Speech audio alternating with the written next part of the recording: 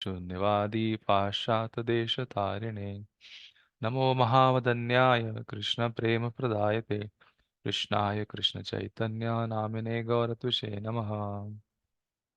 हे कृष्णा करुणा सिंधु दीनबंधु जगतपते गोपेश गोपिका कांत राधा कांत नमस्तुते तप्त कांचन गौरांगी राधे वृंदावनेश्वरी वृषभानुसुते देवी प्रणमामि हरिप्रिये वाञ्छाकल्पतरुभ्यश्च कृपा सिन्धुभ्य एव च पतितानां पावनेभ्यो वैष्णवेभ्यो नमो नमः।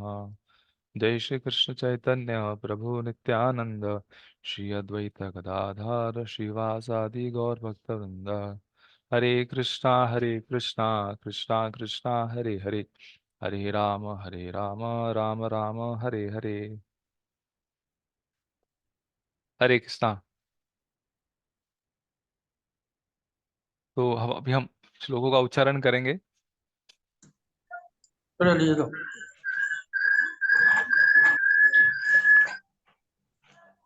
लो हनाई मत कीजिए।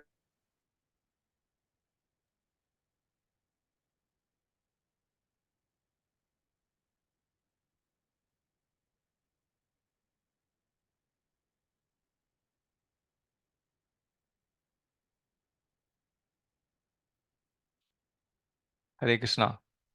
तो यहाँ पर मैंने आप ही सबके लिए एक वर्ड फाइल बनाया है पीडीएफ में। तो उसमें मैंने प्रत्येक श्लोक जो है 9 श्लोक है हमको इस यूनिट 3 में। तो उसमें मैंने यहाँ पर आप देख सकते हैं कि श्लोक दिया हुआ है। और क्योंकि हमारा उद्देश्य इसको याद करना, तो ऐसा हमें लगता है कि अगर हम शब्दानुशब्द पढ़ेंगे तो बहुत समझ आएगा। लेकिन अगर आप शब्दानुशब्द पढ़ेंगे तो हमारा समय बच जाएगा, क्योंकि हमें समझ में आएगा कि हम क्या रट रहे हैं। और फिर हम भावार्थ समझेंगे तो और आसानी हो जाएगी, इसलिए मैंने ये सब तीनों रखे हैं: श्लोक, शब्दानुशब्द अर्थ और भावार्थ। तो मेरा सबसे निवेदन है कि जब आप श्लोक को याद करने जाएंगे तो सबसे पहले आप शब्दानुशब्द को पढ़िए, और फिर बाद में भावार्थ को पढ़िए, फिर बाद में श्लोक को याद कीजिए। तो इससे हम सिर्फ पहला श्लोक जो है उसको इस प्रकार से हम करेंगे। तो मैं बीच बीच में जब ऐसा लगता है कि कुछ चीज़ मैं आपको बताना चाहता हूँ याद करने के लिए, तो वो भी आपको मैं बताऊंगा। तो वो आप याद रखिए, तो फिर आपको श्लोका बहुत लंबे समय तक आपको आसानी से याद रहेगा। तो पुरुषः जीव प्रकृतिस्थ ही, तो भौतिक शक्ति में स्थित होकर ही निश्चय ही भुंगते भोगता है प्रकृति जान प्रकृति से उत्पन्न गुणान गुणों को कारणम कारण गुण संग यानी प्रकृति के गुणों की संगति के कारण अस्य जीव की सत असत अच्छी या बुरी योनि जीवन की योनियां जन्मसु जन्मों में। तो भावार्थ इस प्रकार है: इस प्रकार जीव प्रकृति के 3 गुणों का भोग करता हुआ प्रकृति में ही जीवन बिताता है। यह उस प्रकृति के साथ उसकी संगति के कारण है। इस तरह उसे उत्तम तथा अधम योनियां मिलती रहती है। यहाँ पर हम देखते हैं कि ये श्लोक किसके बारे में बता रहा है कि जो जीवात्मा है वो अलग अलग योनि में क्यों जा रहा है। तो इसलिए इसको याद कैसे रखेंगे, तो बहुत आसान है। इस श्लोक को मैं आपको बताता हूँ, एक ही श्लोक का। तो पुरुषः, तो अभी मैं जो आपको टेक्निक बताऊंगा याद करने की, तो उसमें कुछ शास्त्र ऐसा कुछ दिया नहीं है कि इस तरह से करना चाहिए। तो जो हमारा मेमोरी है, तो उसके लिए कैसे है कि मेमोरी में याद रखने के लिए हमें कुछ टेक्निक्स होती है जिसको करनी होती है, जिससे हमें और याद रहेगा। तो ऐसे बहुत सारे मतलब कलाएं हैं। तो इसमें से एक है कि हमको उसको एक्शन में लाना है, या उसको एक उसकी एक प्रतिमा हमें बनानी है मन में। तो उससे हमें आसानी से याद होगा। तो जैसे पुरुषः, तो पुरुष मतलब पुरुष की जो एंजॉय करना चाहता है, भोगना चाहता है। तो वो प्रकृति स्थित, तो प्रकृति में बैठा है। जैसे हम देखते हैं कि एक छोटा बच्चा माँ के गोद में बैठा है, वैसे ये पुरुष जो है जीवात्मा, वो दुर्गा माँ के गोद में बैठा है प्रकृति स्थो ही। और भूंगते मतलब खा रहा है प्रकृति जान गुणान, तो जो प्रकृति ने अलग चीजें निर्माण की है उसको वो खा रहा है। तो लेकिन ये जो खा रहा है ये भगवान का प्रसाद नहीं है, ये क्या है, गुण संग है। तो कारणम गुण संगस्य, तो क्योंकि गुणों का संग कर रहा है, इसलिए सद मतलब अच्छे योनियां, ऊपर वाली योनियां, और असद मतलब जो नीचे वाली योनियां, जन्म से उसमें जन्म लेता है। तो इस तरह से हमें याद रखना है। तो इसको आप मन में पिक्चर करेंगे, एक पुरुष है, वो प्रकृति की गोद में बैठा है और वो खा रहा है। तो उससे छोटा बच्चा है, शरारती बच्चा, माँ के गोद में बैठ के खा रहा है अलग चीजें जो नहीं खानी चाहिए, और उसके वजह से वो अलग अलग जगह वो उसको दुख भोगने पड़ रहे हैं। तो ऐसा आपको अलग अलग श्लोक की अलग आइडिया आपको सोचना होगा किस तरह से आप उसको याद कर सकते हैं। तो इसलिए अगर आप इसके अर्थ को समझ जाते हैं और शब्दानुशब्द को अगर आप याद रखते हैं हर एक शब्द का अर्थ, तो बहुत आसानी से आप इसको याद कर सकते हैं। तो इस तरह से कोई भी श्लोक हो आपको, अगर आप इस तरह से याद करेंगे तो आपको आसानी होगी। ये टेक्निक नंबर 1 है। दूसरी जो तक प्रक्रिया है वो क्या है कि आपको इस जो श्लोक है, तो उसको आपको अ, 4 भागों में विभाजित करना है। तो पुरुषो प्रकृतिस्थो ही, तो क्योंकि हमारा जो मन है या हमारा जो दिमाग है, तो कोई भी चीज अगर हम रिपीट करें तो उसमें ही चली जाती है। तो लेकिन हम एक बार एक ही चीज याद रख सकते हैं। तो इसलिए जो छोटी लाइन है उसको याद रखना है। फिर एक बार वो पहली लाइन याद हो गई, फिर उसके आगे दूसरी लाइन आपको जोड़नी है। फिर ये दोनों को आपको रिपीट करना है। फिर बाद में तीसरी और चौथी को जोड़ना है, और फिर आपको पूरा श्लोक याद करना है। तो हम अभी इस पहले श्लोक को ही थोड़ा मेहनत ज्यादा करेंगे, फिर बाद में आप खुद कर सकते हैं। तो यहाँ पर अभी आप साथ मेरे पीछे पीछे दोहराइए। पुरुष प्रकृतिस्थो ही। पुरुषः प्रकृतिस्थो प्रतिष्ठो हि ही। हम्म अभी इसको हमें ऐसे 10 बार करना है, लेकिन अभी हम 3 3 बार ही करेंगे। जब आप खुद व्यक्तिगत रूप से उसको याद करें तो आप उसको 10 बार कीजिए, लेकिन अभी हम सब लोग साथ में हैं तो हमको समय भी कम है, इसलिए हम 3 बार ही करेंगे। लेकिन 10 बार आप करेंगे तो ये पूरा आपके माइंड में चला जाएगा। पुरुष प्रकृतिस्थो ही। पुरुष पुरुषः प्रतिष्ठो ही। प्रकृतिस्थो हि हाँ, जब आप इसका उच्चारण करेंगे तो आप कोशिश कीजिए कि इसका स्पष्ट उच्चारण हो। तो जितना स्पष्ट होगा उतना आपके याददाश्त में लंबे समय तक रहेगा।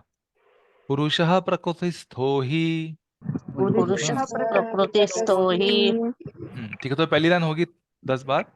फिर दूसरी लाइन, भुंक्ते प्रकृति जान गुणान। भुंक्ते भुङ्क्ते प्रकृति जान गुणान्। गुणान् भुंक्ते प्रकृति जान गुणान। भुङ्क्ते प्रकृति गुणान् भुंक्ते प्रकृति जान गुणान। भुंक्ते प्रकृति जान गुणान्। गुणान्। ठीक है। तो अभी दूसरी लाइन हमने 3 बार, मतलब 3 बार की यहाँ पर, लेकिन आपको घर पे 10 बार करनी है। फिर अभी पूरा ने एक साथ बोलना है।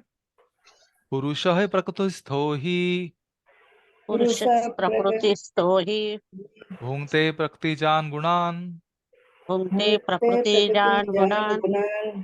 पुरुष प्रकृतिस्थो ही। पुरुष प्रकृतिस्थो ही। भुंक्ते प्रकृति जान गुणान। भुंक्ते प्रकृति जान गुणान्। पुरुष प्रकृतिस्थो ही। पुरुष प्रकृतिस्थो ही। भुंक्ते प्रकृति जान गुणान। भुंक्ते प्रकृति जान गुणान्। तो ऐसा अभी हम 3 बार किए, वैसा आपको 10 बार करना है। फिर अभी नेक्स्ट जो तीसरी और चौथी लाइन है अभी हम एक साथ गाएंगे, क्योंकि आपको पता चलेगा कैसा करना है। तो अगर आप ऐसा करें तो आपको सिर्फ 15 से 20 मिनट लगे एक श्लोक याद करने के लिए। और फिर एक बार आपको याद होगा तो आपको पूरा ऐसा प्रोसेस रिपीट करने का जरूरत नहीं है। फिर बाद में हम एक बार भी उसको रिपीट करेंगे तो आपको आ जाएगा। तो फिर पूरा श्लोक आपको नित्य रूप से उसको रिवाइज करना है, तो फिर आपको पूरा परमानेंट हो जाता है, आप जीवन भर उसको याद रख सकते हैं। तो अभी हम पूरा श्लोक गाएंगे। पुरुष प्रकृतिस्थो ही। प्रकृतिस्थो ही। भुंक्ते प्रकृति जान गुणान। भुंक्ते प्रकृति जान गुणान्। कारण गुण संगस्य। कारणं गुणसङ्गस्य। असत सद असत योनि जन्मसु। सत् असत् योनिषु। हम्म तो ऐसा भी आपको 10 बार रिपीट करना है जब आप घर पे। तो ये पूरा पहला श्लोक हो गया। तो ऐसा आपको प्रत्येक श्लोक को करना है। जब आप व्यक्तिगत रूप से घर पर करेंगे, जब भी आप क्लास में होंगे यहाँ पर, तो अभी हम एक ही बार पढ़ेंगे आगे वाले श्लोक। तो ये 13.23, उपद्रष्टा अनुमंता च। उपद्रष्टा अनुमन्ता च भर्ता भोक्ता महेश्वरः हर्ता भोक्ता महेश्वरः परमात्मे इति चापि युक्तो परमात्मे इति चाप्युक्तो देहस्मिन् पुरुष परः। देहिनस्मिन् पुरुषं परः। अभी 14.26 मां च यो अव्यभिचारेण मां च यो अतिव्यभिचारेण भक्ति योगेन सेवते भक्तियोगेन सेवते सगुणान् समेत्य एतान् स गुणान् समितेत् एतान् ब्रह्म भूयाय कल्पते। ब्रह्म भूयाय कल्पते। 15.7 ठीक है। ममैवांशो जीवलोके ममैवांशो जीवलोके जीवभूत सनातनः जीवभूत सनातनः मनः षष्ठानि इन्द्रियाणि मनःषष्ठानि इन्द्रियाणि प्रकृतिस्थानि कर्षति। प्रकृतिस्थाने कर्षति। 15.15 सर्वस्य चाहं हृदि सन्निविष्टो सर्वस्य चाहं हृदि सन्निविष्टो मत्तः स्मृतिर्ज्ञानम् अपोहनं च मत्तस्मृतिर्ज्ञानम् अपमोहनं च वेदैश्च सर्वैरहम् एव वेद्यो वेदैश्च सर्वैरहमेव वेद्यो वेदान्तकृत वेदविद् एव चाहम्। वेदान्तकृत् वेद अजिदेव चाहम्। हम्म, तो जो श्लोक पे हमने अभी चर्चा नहीं की तो वो याद करना थोड़ा मुश्किल है, लेकिन आप उसको उच्चारण करेंगे तो आपको आसान हो जाएगा। तो 18 ये फिर पॉइंट से रिपीट ये फिर से रिपीट करो प्रभु जी। हाँ, इसका एक्चुअली 2 ट्यून है, तो हमने हम्म। सादा वाला ट्यून गाया है। इसका और एक ऐसा ट्यून है, आप सिर्फ सुनिए। सर्वस्य चाहं हृदि सन्निविष्टो मत्तः स्मृतिर्ज्ञानम् अपोहनं च वेदैश्च सर्वैरहमेव वेद्यो वेदांत कृत वेदविद एव च आहम। तो लेकिन ये आपको थोड़ा मुश्किल हो जाएगा, तो इसलिए हम इसको सादे जो अनुष्टुप छंद है उसमें गाएंगे। सर्वस्य हरे थोड़ा कृष्णा। फॉन्ट थोड़ा बड़ा फॉन्ट बड़ा कर। हाँ, एक मिनट। बस ठीक है हम्म, हम्म, ठीक है हाँ धन्यवाद। यस। सर्वस्य चाहं हृदि सन्निविष्टो सर्वस्य चाहं हृदि सन्निविष्टो मत्तः स्मृतिर्ज्ञानम् अपोहनं च मत्तस्मृतिर्ज्ञानम् अपमोहनं च वेदैश्च सर्वैरहमेव वेद्यो वेदैश्च सर्वैरहमेव वेद्यो वेदान्तकृद् वेदविद् एव च आहम्। वेदान्तकृत अविदेत चाहम्। एव च आहम्। ठीक है, हरोस करेंगे तो याद आ जाएगा। 54 वाला ब्रह्मभूत प्रसन्नात्मा ब्रह्मभूत प्रसन्नात्मा न शोचति न कांक्षति न शोचति न कांक्षति समः सर्वेषु भूतेषु समः सर्वेषु भूतेषु मद्भक्तिं लभते पराम्। मद्भक्तिं लभते पदाम्। 18.55 भक्त्या माम् अभिजानाति भक्त्या माम् अभिजानाति यावान् यश्चास्मि तत्त्वतः। यावान् पश्चास्मि अतत्त्वतः ततो मां तत्त्वतो ज्ञात्वा ततो मां तत्त्वतो ज्ञात्वा विशते तद् अनन्तरम्। विशते तत् अनन्तरम्।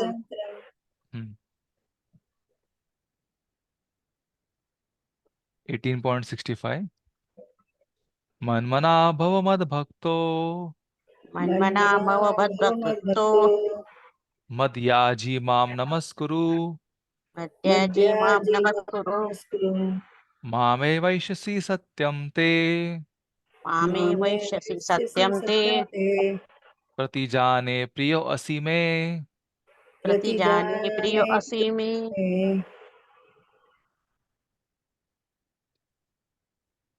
18.67 सर्वधर्मान् परित्यज्य सर्वधर्मान् परित्यज्य माम् एकं शरणं व्रजः। मामे एकं शरणं व्रज। हाँ, ये माम एकम ऐसा है, माम और एकम, माम एकम नहीं, माम एकम। तो हाँ, माम एकम शरणम व्रज। माम एकं मामे शरणं एकं व्रज। शरणं व्रज। हाँ, अहम त्वां सर्व पापेभ्यो अहं त्वां अहं त्वां सर्वपापेभ्यो सर्वपापेभ्यो मोक्षयिष्यामि मा शुचः। मोक्षयिष्यामि मां शुच। तो इस तरह से हमारे 9 श्लोक पूर्ण हो चुके हैं।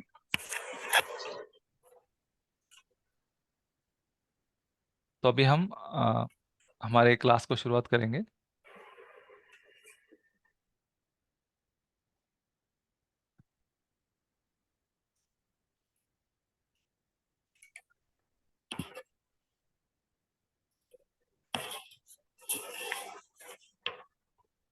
हम्म,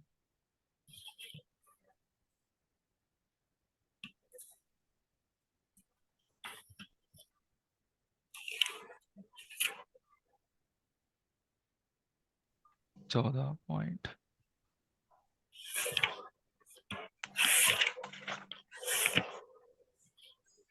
विसावा चालला तो श्लोक। हाँ, नहीं नहीं, वो तो है। 22वां था ना, हाँ, 14 का 22। नहीं 21 में ऑलरेडी चालू कर दिया, मैं कुछ और भी चालू कर रहा था। एक मिनट, मुझे इस बार रिवीजन करना, लेकिन अलग तरह से करना है, इसलिए मैं ये कर रहा था। एक मिनट।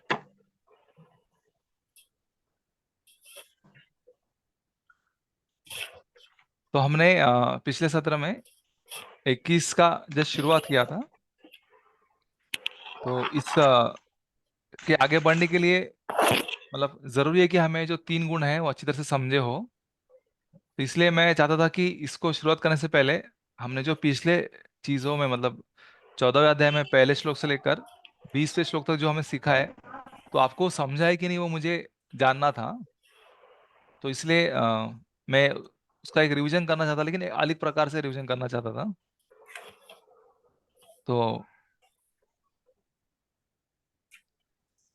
तो मुझे पूछना था कि अभी हमने चर्चा किया प्रकृति के 3 गुणों के बारे में। तो जो सत्व गुण है उसके क्या गुण धर्म है, कोई बता सकता है?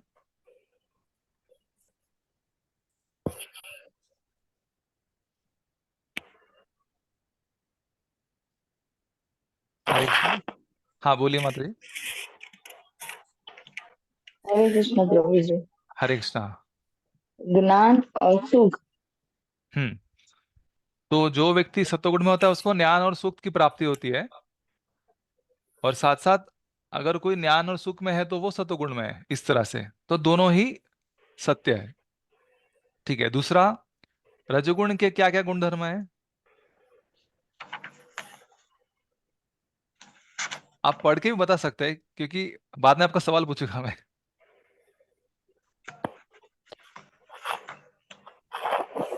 हाँ, बोलिए माता जी।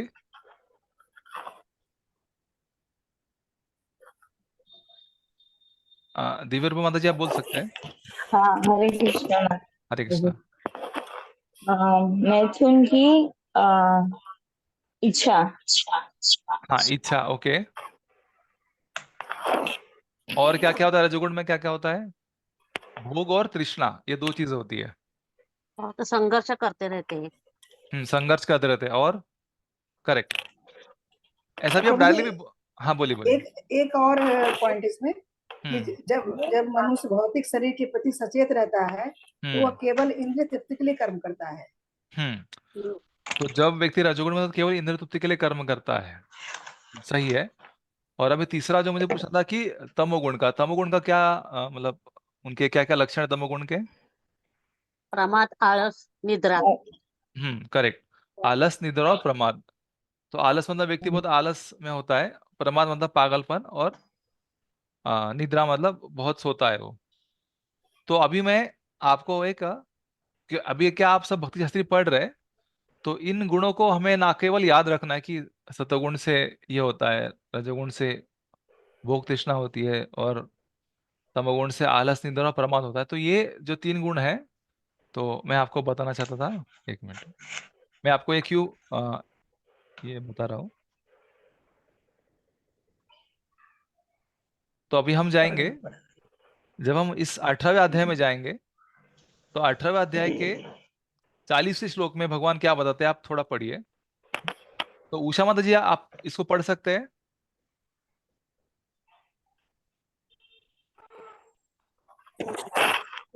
श्लोक पढ़ना है। नहीं, सिर्फ उसका अनुवाद पढ़िए। हाँ। अच्छा, लोक में, स्वर्ग लोकों में या देवताओं के राज्यों में कोई भी ऐसा व्यक्ति विद्यमान नहीं है जो प्रकृति के 3 गुणों से मुक्त हो। धन्यवाद। तो इसलिए यहाँ पर हम देखेंगे कि अभी 14 अध्याय से लेकर 18 अध्याय हम सब 3 प्रकृति के गुण जो है उनके बारे में ही हम चर्चा करेंगे। तो इसलिए कोई भी देवता हो, प्राणी हो, कोई भी चीज हो, कोई भी कर्म हो, कोई भी परिस्थिति हो, तो हर जगह ये गुण जो है वो उपस्थित रहेंगे और उनका कार्य करेंगे। तो हमने पिछले सत्र में देखा कि जब सतोगुण बढ़ता है तो क्या होता है, तो सभी द्वारों से प्रकाश आता है। जब रजोगुण से बढ़ता है तो क्या होता है कि और भोग और करने की इच्छा होती है। और जब तमोगुण बढ़ता है तो आलस, निद्रा और प्रमाद बढ़ता है। तो ऐसे जब 3 गुण बढ़ते हैं तो उनका वो प्रभाव हमारे ऊपर डालते हैं। तो अब ये तो सिर्फ हमारा ज्ञान हो गया।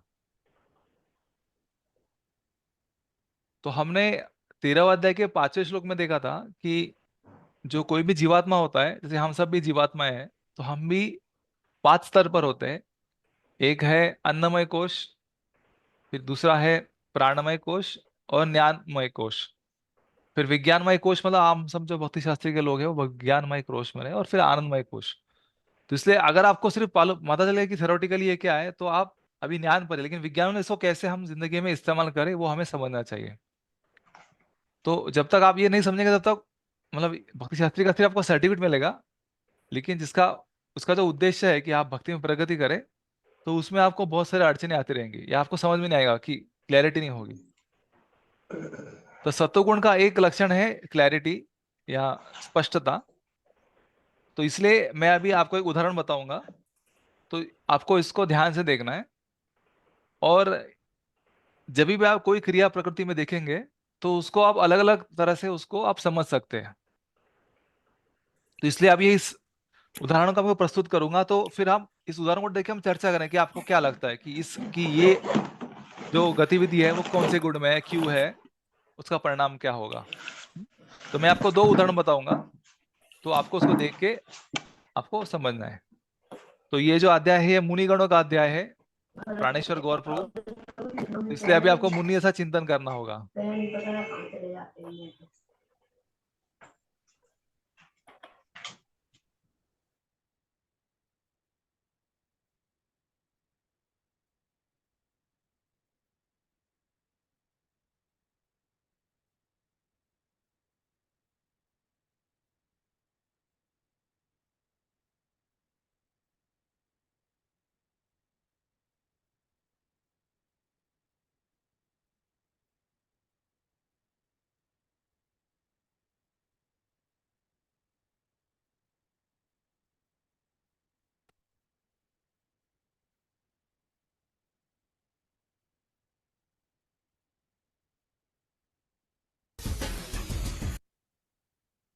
तो यहाँ पर आप पूरा वीडियो देखिए, मैं इसको वापस प्ले करूंगा सवाल पूछने के लिए, हम चर्चा करेंगे।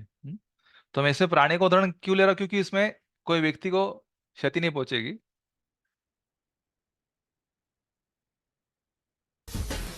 तो सब रेडी है, सब तैयार है? ठीक है। यस।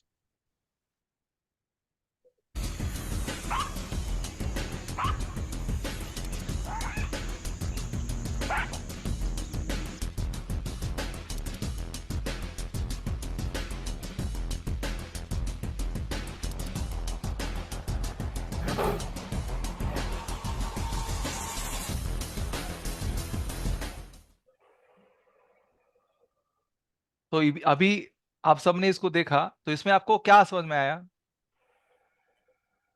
ये लेपर्ड का जो है वो आहार है। क्या क्या? आहार है। हाँ, नहीं, कौन बात कर रहा है? एक मिनट, हाथ उठाइए, थोड़ा मुझे समझ में आएगा। साध्वी लक्ष्मी पति। हाँ, यस माता जी, बोलिए, थोड़ा जोर से बोलिए, आवाज क्लियर नहीं आ रहा है, सभी लोग सुन रहे हैं इसलिए। हाँ। वो उसका आहार है, इसलिए वो जो है हम्म। उसके पीछे भाग रहा है। अच्छा, तो ठीक है, माता जी कह रहे कि ये इसका आहार है, इसके पीछे भाग रहा। तो ये जो अभी हमें उदाहरण देखा है, तो ये अभी हमें सत्वगुण, रजोगुण, तमोगुण के हिसाब से देखना है। तो ये जो आहार का हम चर्चा करें, तो जो आहार पे कौन चर्चा करता है? कि जो अन्नमय कोश, पहले तो आहार के बारे में हम चर्चा करते हैं, लेकिन अभी हम यहाँ पर ज्ञान के हिसाब से चर्चा करते हैं। और आप इस पे सोचिए। तो और प्रभु जी ये तमोगुण में आ जाएगा। हाँ, तमोगुण में क्या आएगा? तमोगुण में क्योंकि उसको मार रहा है, उसको तकलीफ दे रहा है। हम्म। ओके, तो उसकी जो मारने की जो प्रक्रिया है, या तकलीफ देने की प्रक्रिया, ये कौन से गुण में है? तमोगुण में। तमोगुण में, आपके हिसाब से। ओके, और किसी को और कुछ कहना है?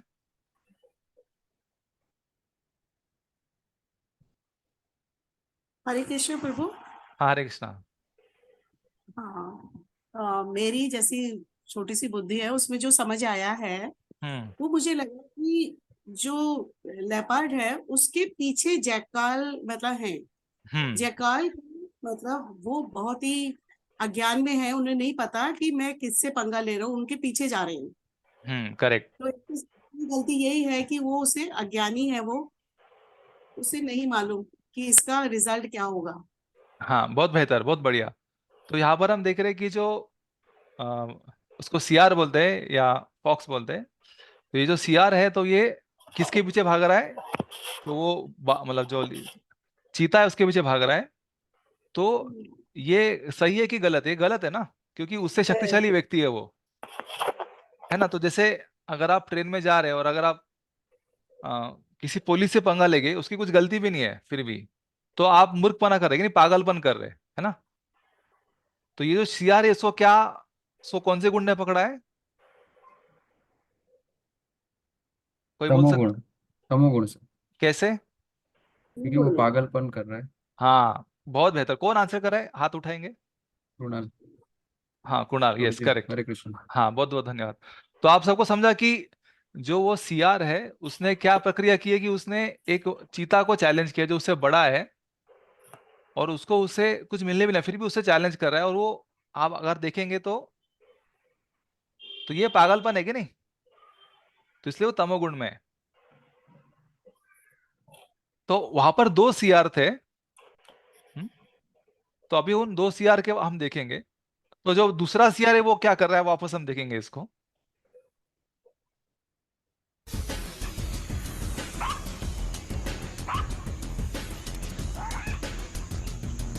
दूसरा चला गया, एक पीछे जा रहा है।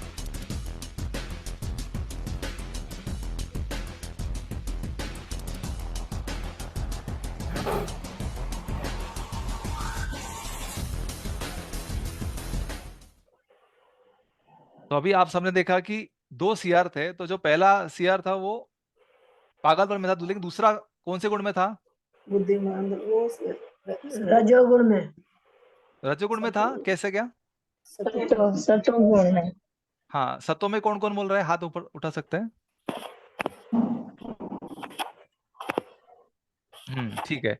सत्वगुण में क्यों था वो? क्योंकि उसको क्योंकि ज्ञान था। हाँ, उसको उसकी हाँ बुद्धि, हाँ उसकी बुद्धि, हाँ बोलिए बोलिए, आप पहले बोलिए। हाँ। प्रभु, उनकी बुद्धि काम कर रही है कि वो मतलब इसमें डिसीजन ले सकता है कि इसमें मेरा अनिष्ट होगा और हम्म। मेरे लिए पीछे रहना ही बेहतर है। करेक्ट, बहुत बढ़िया। सब माता जी के लिए हरि बोल। हरि हरी बोल। हरि बोल। हरी हरि बोल। बोल। तो इसलिए दो सीआर है, उसमें से एक, दोनों ने भी पहले चिल्लाया, लेकिन फिर बाद में दूसरों को समझाया कि अरे अपन क्या, हम गलती कर रहे हैं, ये हमसे बड़ा व्यक्ति है। हाँ, तो मेरा जो मित्र है वो पागलपन कर रहा है, लेकिन मुझे ऐसा पागलपन नहीं करना चाहिए। तो इसलिए सत्वगुण में उसकी बुद्धि काम करती है, वो पीछे हट जाता है। लेकिन दूसरा जो है वो क्या करता है? वो उसका पागलपन जारी रखता है।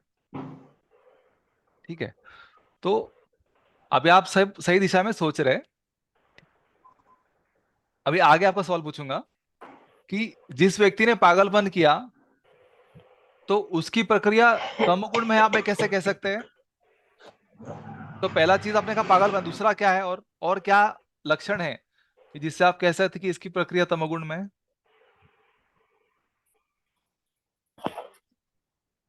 क्योंकि प्रभु जी वो पागलपन में कर रहा है ना, तो सोच नहीं रहा है। हाँ, नहीं एक लक्षण तो हमने मान लिया, ठीक है, और दूसरा क्या लक्षण है?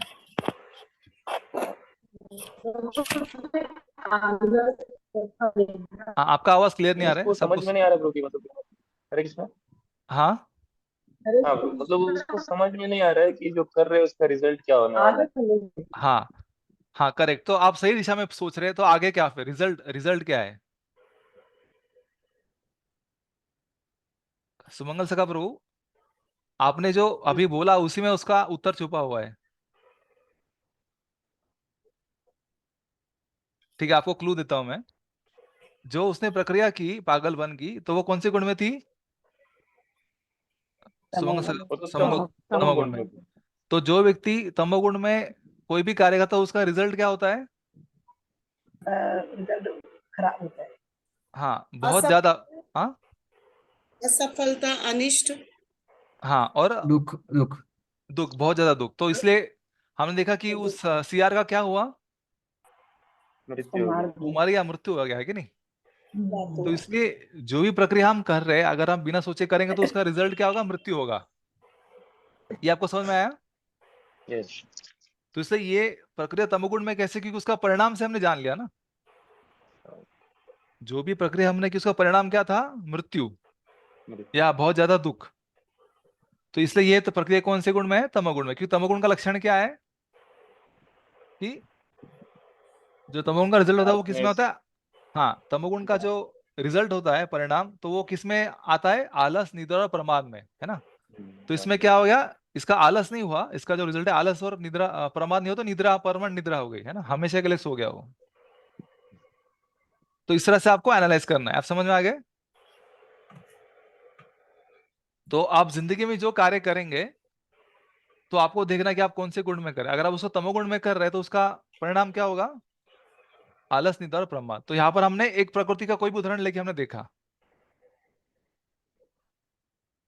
तो अभी हम इसको वापस देखेंगे।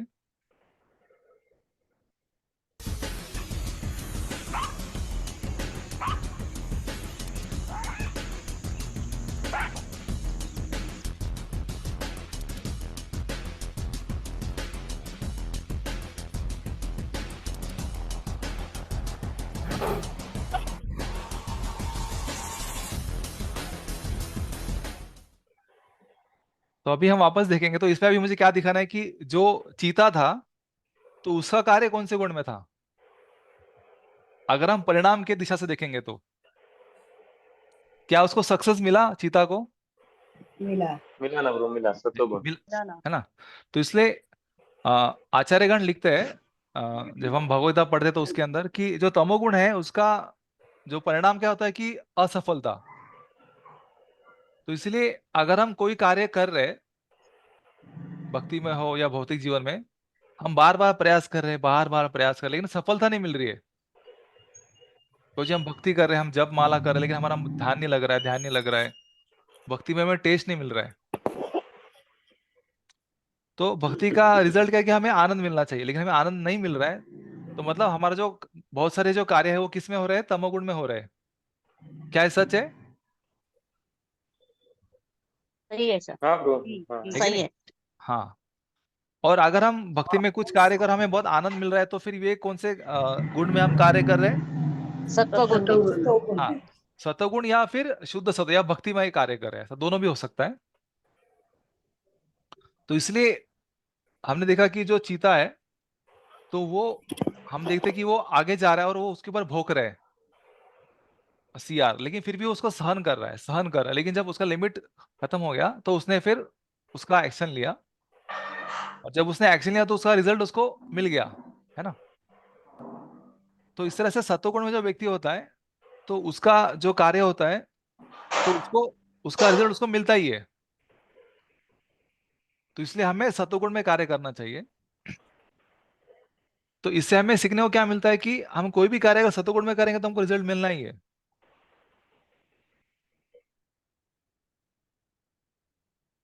तो अगर हमें जीवन में सफलता प्राप्त करनी है तो हमें प्रत्येक कार्य, उसका प्रत्येक जो भाग है छोटा छोटा, वो सब सतोगुण में करना चाहिए। तो फिर क्या होगा, हमें सफलता मिलेगी। और अगर हम तमोगुण में कार्य करेंगे तो हमें क्या मिलेगी, असफलता मिलेगी। तो ये स्पष्ट है आपको? तो इसलिए हाँ अभी प्रभु। तो ये एक ही उदाहरण है, हमने 4 बार देखा और उस पर विचार किया, विमर्शन किया, तो हमें ये निष्कर्ष मिले। तो ये निष्कर्ष हमने हमारे मन से नहीं बनाए हैं, ये हमने शास्त्र से बनाए हैं। तो ऐसे आपके जीवन में जो भी परिस्थिति हुई है, अभी आप 30 साल जिए या जो भी आपका एज है, तो इसलिए अभी आपको क्या करना है कि जब आप ये क्लास खत्म होगा तो आपको इस पे विमर्शन करना है। तो इस अध्याय में विमर्शन का बहुत महत्व है।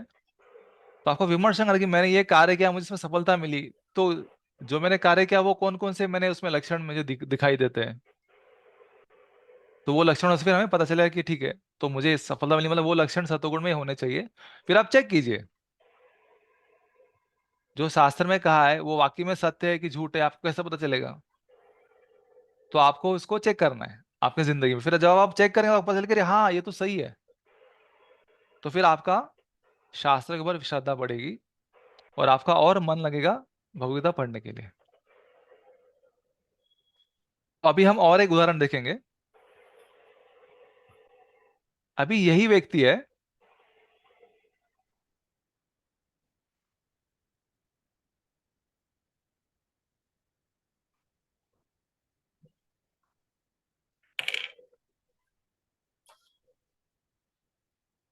हम्म,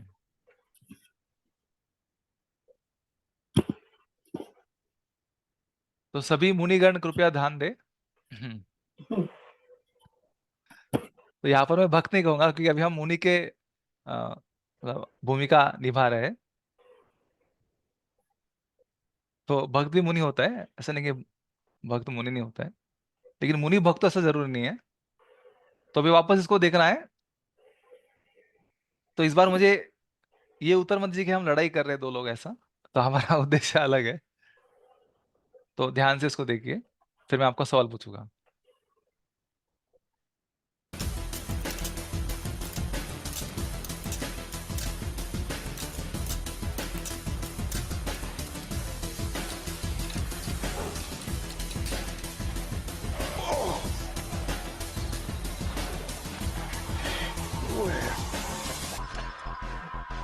That is unbelievable.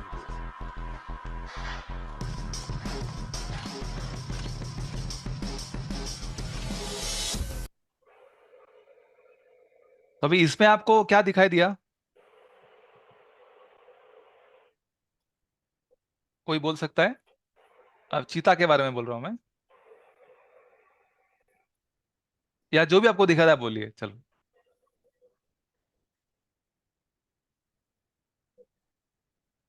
मैं चाहे तो वापस प्ले करता हूँ 1 मिनट आपको, क्योंकि छोटा ज्यादा लंबा नहीं है।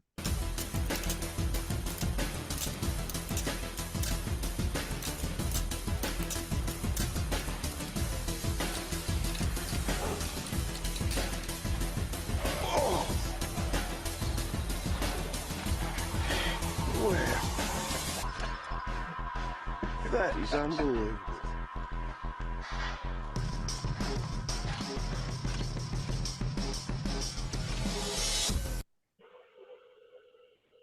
हरे कृष्णा। हरे कृष्ण। हरे कृष्ण प्रभु। हाँ बोलिए माता जी।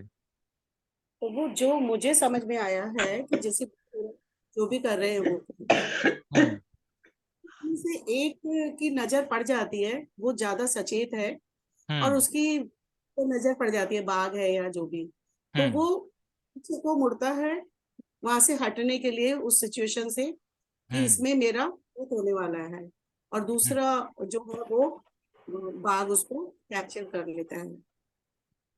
हाँ सही लेकिन, है। हाँ नहीं ये सही है, मतलब ये एक्सटर्नल ऑब्जर्वेशन हुआ। तो जो अभी चीता ने देखा कि पिछले वाले वीडियो में उसको सक्सेस मिला, लेकिन इस वीडियो में उसको सक्सेस क्यों नहीं मिला? क्योंकि वो रजोगुण में था प्रभु जी। हरे हाँ, कृष्णा। कौन बोल रहा है? कृणाल बोल रहा हूँ। हाँ करेक्ट, बहुत सही है। तो रजोगुण में, क्यों रजोगुण वो में ऐसा बोल सकते हैं? वो भोगने की कोशिश कर रहा है। हाँ, वो तो बिना सोचे समझे कार्य कर दिया। ठीक। उसको इतना तृष्णा हुआ कि वो, हमें देखा कि, हम देखते कि जो शिकार करते हैं तो जो हिरण होता है वो बहुत चंचल होता है। तो ऐसा हिरण को आप सीधा सीधा पकड़ नहीं सकते, क्योंकि वो भी सतोगुण में होता है। तो जो हिरण लापरवाह है उसको पकड़ना भी बहुत मुश्किल है। तो फिर जो हिरण जाग रहा है, लड़ाई कर रहा है, पूरी तरह से जागरूक है, तो उसके ऊपर आक्रमण करना ये गलत डिसीजन है कि नहीं? तो इसलिए फिर भी उसने उस पर कूद पड़ा। तो उसको इतना भोग और तृष्णा हो गया, तो इसलिए उसमें उसने कूद पड़ा। तो इसलिए उसका जो एक्शन था वो तमोगुण में था या रजोगुण में था, ऐसा बोल सकते हैं। तो इसलिए उसको उसका परिणाम जो है, रिजल्ट, वो मिला नहीं और उसकी पिटाई हो गई। तो सबको क्लियर है? हाँ जी प्रभु। तो अभी मैंने जो आपको ये वीडियो दिखाया, तो ऐसे इसमें ऐसा नहीं कि यही एक निष्कर्ष है, आप इससे अनेक निष्कर्ष निकाल सकते हैं कि जब दो हिरण लड़ाई कर रहे हो, तो तब उस समय हमें हमला नहीं करना चाहिए। तो फिर बाघ थका हुआ था या बाघ छोटा था, हिरण बड़ा था, तो ऐसा आप अलग अलग उसमें से रूल्स निकाल सकते हैं। लेकिन अभी हमें जो 3 गुण का हम अभ्यास कर रहे हैं, तो उसको हम उसके दृष्टिकोण से देख रहे हैं। तो इसलिए कोई गलत या कोई सही नहीं है, हम सिर्फ उसको देख रहे हैं कि गुण कैसे कार्य कर रहे हैं जीवन में। प्रभु जी हरे कृष्णा प्रभु जी। हरे कृष्णा। प्रभु जी मुझे एक शायद पता नहीं ये पॉइंट क्यों दिखा कि वो अगर वो दोनों लड़ रहे थे तो वो तो तमोगुण भी हुआ ना, लेकिन उसके बाद भी उसको सक्सेस मिल गई और वो उसके चपेट में नहीं आए, ऐसा किसको शायद। सक्सेस मिल गई? हिरण मतलब को। वो बच ही गए ना, हाँ हाँ बच दोनों गए हिरण ना वो हिरण। हाँ दोनों हिरण बचे, क्योंकि दोनों हिरण जागरूक थे ना। उनको ज्ञान था कि अभी हम, मतलब जब हम लड़ाई के लिए तैयार हो, तो हम पूरा तैयारी के साथ लड़ाई करते हैं ना। हाँ लेकिन वैसे तो वो लड़ रहे थे ना प्रभु जी, तो उसमें तो वो डाइवर्ट भी हो सकते थे, तो वो लड़ना भी तो वो तमोगुण का कार्य हुआ ना, या नहीं? हाँ, लड़ना तमोगुण या रजोगुण का भी हो सकता है, इस हम्म। तरह से। तो हम्म। जनरली कैसे कि जब मतलब जब संग करने का समय, तब दो हिरण लड़ाई करते हैं ताकि कौन संग करे, तो इसलिए वो रजोगुण में होता है। तो इस तरह से उन्होंने लड़ाई कर रहे थे। लेकिन यहाँ पर हम अलग दृष्टिकोण देखें, जैसे अभी रजोगुण या जागृत अवस्था हो, तो उस अवस्था में फिर दूसरा व्यक्ति हावी नहीं हो सकता, तो ये एक है। और जो हिरण है, जैसे आपने कहा रजोगुण में है, वो लड़ाई कर रहे हैं, ऐसा भी आप सही है, तो वो भी सही है, वो कुछ गलत नहीं है। ओके। तो इसलिए अगर आपको लड़ाई करना है, तो उसके लिए आपको रजोगुण होना चाहिए, तो आप सक्सेसफुल हो गए। तो और एक चीज आपको मुझे बताना था कि जैसे रजोगुण है, तो रजोगुण में अगर आप रजोगुण का कार्य करेंगे तो आपको सक्सेस मिलेगा, तो वही है सत्वगुण। तो इसलिए सिर्फ जो सत्वगुण या तमोगुण है, तो वो सिर्फ सत्वगुण में जो कार्य होता है, सत्वगुण में ऐसा नहीं होता है। तो उसका जो रिजल्ट है, उससे भी आप उसको जान सकते हैं। तो आपको उदाहरण बताता हूं मैं, कि जैसे अभी हम शौचालय में जाते हैं, तो जो शौच क्रिया है वो तमोगुण में है, क्योंकि हम सब गंदगी बाहर निकालते हैं, ठीक है। तो लेकिन जो शौचालय है वो भी तमोगुण में है, क्योंकि हम उधर जाने के बाद नहाते हैं भगवान की पूजा करने के पहले। लेकिन जो तमोगुणी कार्य है, तो अगर हम तमोगुणी जगह में करेंगे, जैसे हम शौच के लिए शौचालय में जाते हैं, तो वो भी सत्वगुण है, कि उसके वजह से सफाई रहती है। लेकिन अगर आपका डाइनिंग रूम में अगर आप शौच करेंगे, तो क्या होगा? तमोगुण हो जाएगा, है कि नहीं? तो इसलिए जो चीज जहां पर करनी चाहिए, वो वहां पर ही करनी चाहिए। उस तरह से जो गुण है, जैसे रजोगुण के लिए जो है कि वो लड़ाई करना, तो वो दोनों रजोगुण में करे, तो इसलिए उनका ये कार्य सही है, इस तरह से। और यहाँ पर जो चीता है, तो उसने प्रॉपरली प्लानिंग नहीं किया। तो प्रॉपरली प्लानिंग नहीं करना, ये भी जो है वो तमोगुण में आता है, जबकि प्रॉपर प्लानिंग करना ये सत्वगुण में आता है। तो अगर आप प्रॉपर प्लानिंग करेंगे और ज्ञान के साथ करेंगे, तो आपको सक्सेस मिलेगा। तो अभी हम देखते हैं यहाँ पर कि कैसे उसको सक्सेस मिलता है। हरे कृष्ण प्रभु जी। हरे कृष्णा। प्रभु जी जैसे अभी आपने वो उदाहरण दिया टॉयलेट का, हम्म। शौच हम्म। का, तो वो मतलब उसको उस एंगल से देखना चाहिए कि भले ही वो तमोगुण वाली जगह है, बट हम्म। वो क्योंकि वहीं पर जो चीज करनी है वहीं जाके करती है, तो वो फिर मतलब सतोगुण हाँ, का है, ये ऐसे। सत्वगुण कहलाएगा, यस। जैसे अभी और एक आपको उदाहरण देता हूँ, जैसे आपको सोना है, तो हम दिन भर कार्य करते हैं, फिर हम रात को विश्राम करते हैं, है ना? तो जो रात है, वो कौन से गुण में होती है? तमोगुण। ठीक है ना, क्योंकि अंधकार है ना। तो हम देखते हैं कि तमोगुण का प्रोडक्ट क्या है? अंधकार, ऐसा है। तो इसलिए जो रात है वो तमोगुण में। और जो हमारे नींद है, जब हम थक देते हैं, तो नींद के लिए सबसे उचित समय कौन सा है माता जी? सुबह, दोपहर या रात? रात रात। है कि नहीं? तो इसलिए अगर आप रात का कार्य रात में करेंगे तो वो भी वो सत्वगुण में होगा, मतलब उसके वजह से आप दूसरे दिन फ्रेश रहेंगे तो आप फिर सत्वगुण में कार्य कर पाएंगे।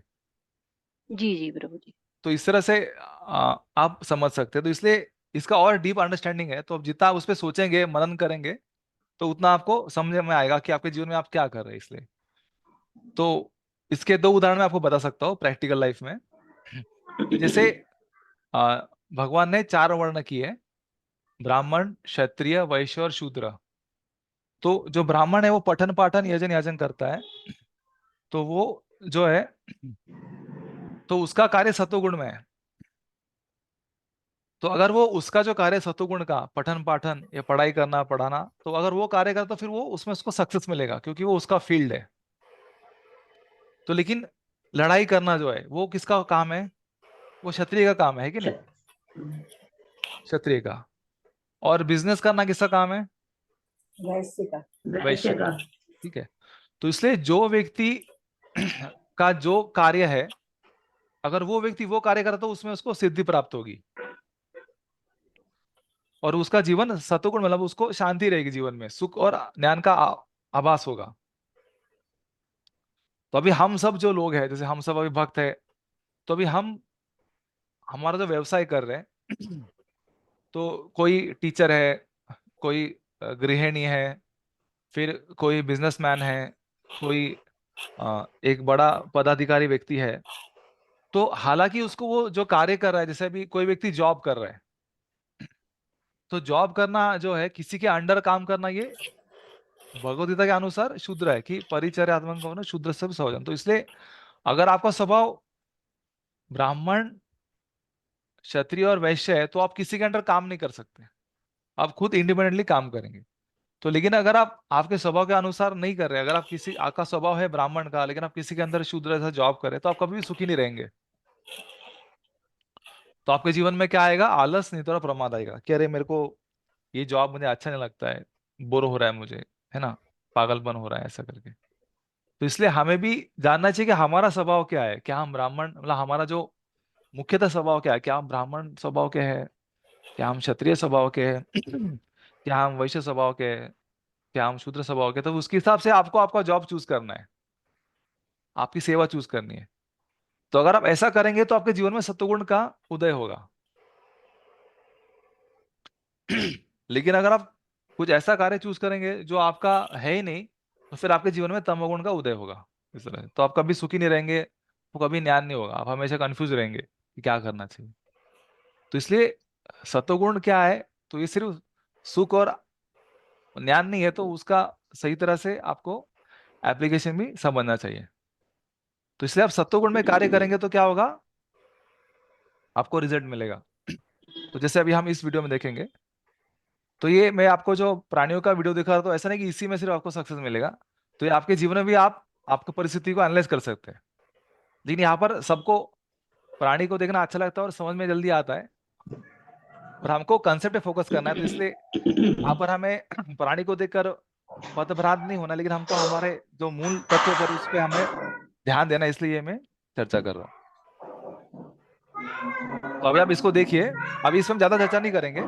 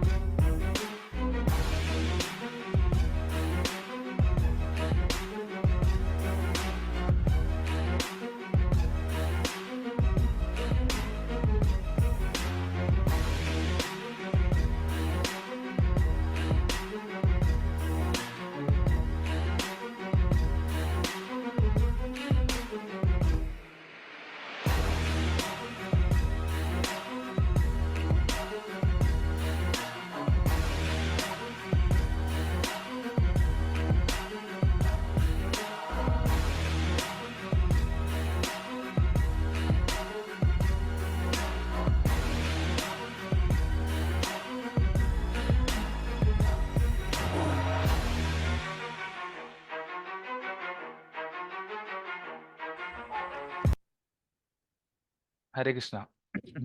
तो इसमें आपने क्या देखा कि जो चीता है वो, आप अगर कुछ बोलना चाहते तो बोल सकते हैं, तो फिर मैं वो कंप्लीट कर दूंगा। एक चीता ने ये हिरण को पकड़ा है। हाँ, ये तो सबने देखा, लेकिन मतलब शास्त्र के सबसे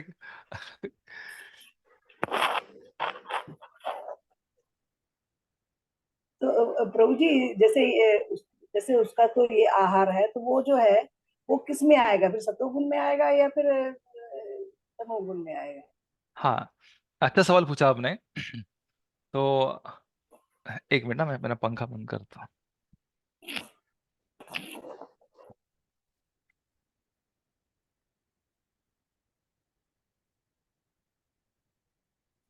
तो जो हमारा शरीर है, हमने चर्चा किया कि जो हमारा शरीर है वो प्रकृति ने बनाया है अलग अलग गुणों के हिसाब से।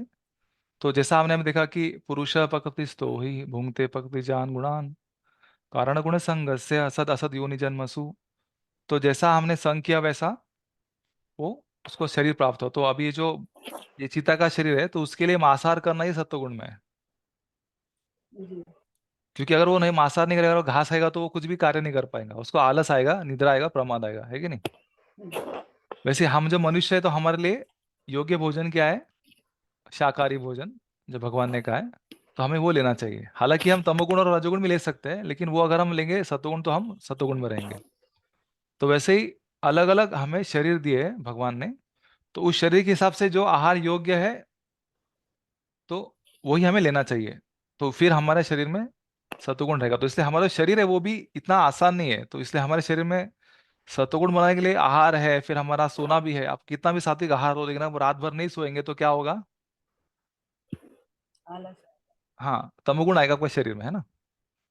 जैसे सिर्फ आहार नहीं, तो बहुत सारी चीजें हैं जो हमें नियंत्रण में रखनी है, ताकि हमारा जो मतलब जो गुण है वो मेंटेन रहे। उसमें से एक आहार है। तो ऐसे बहुत सारी चीजें हैं। तो इसलिए ये जो वीडियो आपको दिखाया मैंने चीता का, तो इसमें भी हम देखते हैं कि वो प्लानिंग करता है। तो बहुत सारे हिरण उसको दिख रहे हैं, तो मैं आपको कमेंट्री, रनिंग कमेंट्री बोलता हूँ, तो आपको आसान हो जाएगा। तो यहाँ पर बहुत सारे हरिण आपको दिख रहे हैं। अभी वो बाघ उनको देख रहा है, ठीक है? उसमें सबसे जो लापरवाह हरिण कौन है, जिसका ध्यान नहीं है उसके ऊपर वो ध्यान दे रहा है?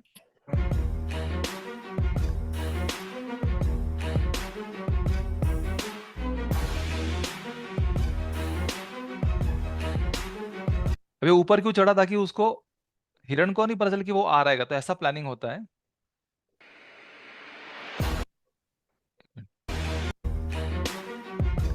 तो निशाना और उसने वो किया ना ऊपर चढ़ के।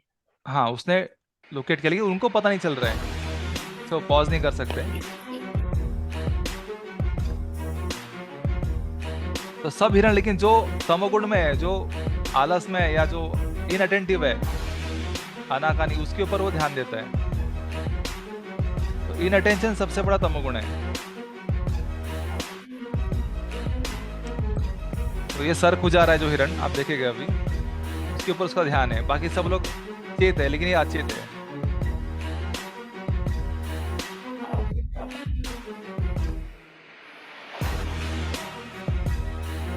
तो इस तरह से उसने उसको पकड़ लिया। तो इसमें प्लानिंग का बहुत बड़ा रोल है। तो अगर आपको सक्सेस होना लाइफ में, तो आपको प्लानिंग करना होता है और उसके हिसाब से कार्य करना होता है। तो ये एक मैं आपको गुण बताया। तो ऐसा नहीं कि भी चीता ने सतोगुण का स्टडी किया है कि सतोगुण मुझे प्लानिंग करना चाहिए, फिर मुझे जो है ज्ञान होना चाहिए, तो ये सब उन्होंने पढ़ा नहीं है ना। ऐसा है। अभी वो सीआर था, उसने कभी तमोगुण क्या उसको मालूम नहीं है। तो ये जो गुण है इसको हमें पढ़ने की जरूरत नहीं, हमारा शरीर में ऑलरेडी ये सब गुण है जो कार्य करे ऑटोमेटिकली प्रकृति के हिसाब से। तो हम पढ़ते हैं गीता के 3 अध्याय के 27 श्लोक में कि प्रकृति ही क्रियमाणानि गुणे कर्माणि सर्वश। तो सब गुण जो वो कार्य कर रहे हैं। तो वैसे हम भी ऐसा प्लान नहीं करके हमको रात को नींद आएगा, हमको ऑटोमेटिक नींद आता है, क्योंकि वो हमारा शरीर ऐसा बनाया गया है। तो प्रकृति हमें ऊपर कार्य कर रही है, हमको सुला रही है। वैसे सुबह हम जब जपा करते हैं तो उस समय भी हमें प्रकृति सुलाने का प्रयास करती है ना? जपा में सो जाओ, भगवत क्लास में सो जाओ। लेकिन उस समय हम क्या करते हैं? हमारा इच्छा शक्ति का इस्तेमाल करके हम उस प्रकृति के ऊपर, मतलब उसको थोड़ा हराने का या मारने का कोशिश करते हैं, उससे बाहर आने की कोशिश करते हैं। तो ऐसा जब हम हमारा जो डिटर्मिनेशन है या दृढ़ संकल्प है, तो इसी के द्वारा हम इससे बाहर आ सकते हैं। तो प्रभुपाद कहते हैं कि जिस मनुष्य में डिटर्मिनेशन या दृढ़ता नहीं है तो वो पशु के समान है। तो पशु ये सब समझ नहीं सकते। अभी आप कितना जो हमने अभी क्लासेस ये ली है, तो ये सब अब अगर आप बाघ को, चीता को या कुत्ते को समझे तो उसको कुछ समझ में नहीं आएगा, लेकिन वो रूल सब फॉलो करेगा, जो प्रकृति के नियम है। तो हर कोई व्यक्ति इसका पालन करता है। तो मैं इसलिए ये उदाहरण क्यों लिया, क्योंकि इसका कुछ समझ नहीं है, फिर भी इसमें ये सब चीज आपको दिख रही है। तो फिर आप तो मतलब मनुष्य शरीर में है, तो आपके ऊपर तो ये सब नियम कार्य करेगी। जो प्रकृति के नियम है, सत्वगुण के नियम है, तमोगुण के नियम है, रजोगुण। तो इसलिए आपको सिर्फ मतलब पढ़कर संतुष्ट नहीं रहना है, तो आपको उसको देखना है। तो आगे अभी इस 15वें श्लोक में भगवान वर्णन करें कि जो व्यक्ति इसको पढ़ाई करता है वो देख सकता है किस तरह से प्रकृति गुण कार्य कर रहे हैं। तो अभी आप सब लोग इसके जानकार हो चुके हैं कुछ हद तक, तो इसलिए आप देख पा रहे हैं कुछ चीजें। कुछ माता जी ने सही उत्तर दिए, कुछ उत्तर भी थोड़े और उस तरफ थे। तो लेकिन जिसको कुछ भी मालूम नहीं सत्वगुण क्या है, तमोगुण क्या है, तो वो क्या बोले कि हाँ बाघ का वो खाना है तो उसने खा लिया, है ना, और हिरण था उसको पकड़ लिया, तो उसको सिर्फ बाहर का चीज दिखे, लेकिन उसको जो तत्व है वो दिखेगा नहीं। तो आप जिंदगी में जब जाएंगे तो आपको, अगर आप इसका विमर्शन करेंगे तो आपको और चीज समझेगी आपके जिंदगी में, आपके घर वालों की जिंदगी में, हर एक की जिंदगी में। तो अभी हमारी सिर्फ शुरुआत है इस तरह से। तो उषा माता जी आपका प्रश्न था। Battery low. हरे कृष्ण। नहीं प्रभु जी, बस मैं उसको बताना चाह रही थी। हाँ ठीक है, आपको क्या बताना था आप बोल सकते हैं। नहीं, यही बताना था कि मतलब वो उसने बहुत अच्छे से प्लान करा, पेड़ पर भी चढ़ा, उसने वॉच किया, यही सब बताना था मुझे। हाँ धन्यवाद। तो इस तरह से प्रकृति में ये चीज होती है, तो हमें भी सक्सेसफुल होना, हमें प्लानिंग करनी चाहिए। और साथ साथ उसका प्लानिंग क्यों काम किया, क्योंकि उसको मालूम था कि जो हिरण जिसको पकड़ना है वो कौन से गुण में जो इनअटेंटिव है, जो ध्यान नहीं दे रहा उसी को वो पकड़ता है। जो ध्यान नहीं देता उसी को माया पकड़ती है। आप कहीं भी देखिए, मैं आपको और दो उदाहरण दिखाता हूँ, लेकिन अभी समय का कमी है तो आपको अभी और क्लास में दिखाऊंगा। तो जब भी आप ध्यान नहीं देंगे तभी आपको माया पकड़ लेगी। एक आपको कंप्लीट कर दो, चलो अभी वापस फोन आएगा। तो हमें लगता है कि हम बहुत ध्यान दे रहे हैं, तो इस तरह से एक आपको अच्छा उदाहरण बताता हूँ मैं। इस बार थोड़ा अलग उदाहरण बताता हूँ।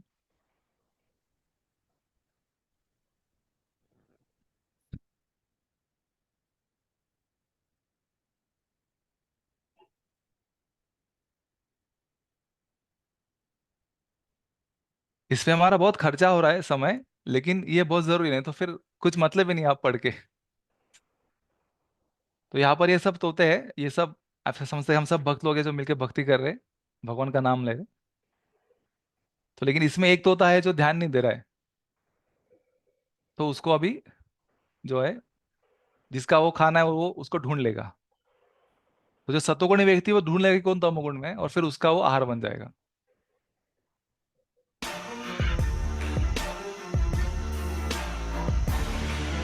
तो बिल्ली आ रही है, उसको सब तोते दिख रहे हैं, लेकिन वो देख रही है कौन सा तोता ध्यान नहीं दे रहा है।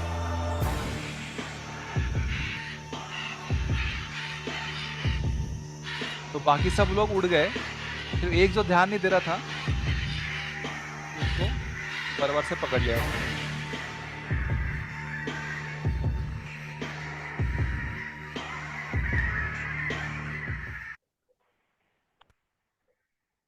तो हमेशा सतोगुण की विजय होती है, तमोगुण की पराजय होती है, इस तरह से।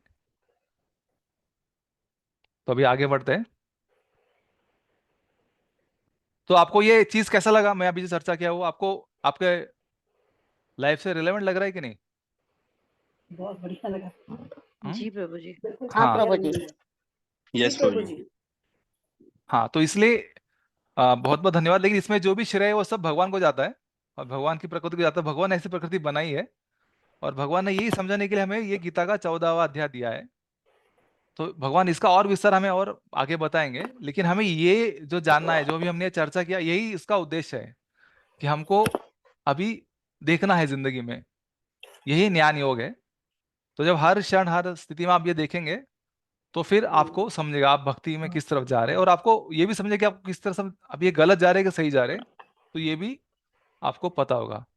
तो भगवान इसमें कहते हैं कि योगी सत्व समाविष्टो हो छिन्न सर्व संशय। तो जब आप पूरी तरह से सत्वगुण में आ जाएंगे तो आपका सब संशय चला जाएगा और आपको पता होगा कि मुझे किस दिशा में जाना है। तो इसकी तरफ हमें कोशिश कर दो। अभी आपको जो अज्ञान था वो थोड़ा दूर हो गया सत्वगुण से या भगवान की भगवदगीता से। तो अभी आपको आगे आप कुछ भी देखेंगे तो आपको इस दृष्टि से देखना है। आपकी इच्छा नहीं भी हो तो भी आप देखेंगे। इस तरह से हमने अभी प्रैक्टिस की है। तो अभी आगे बढ़ते हैं।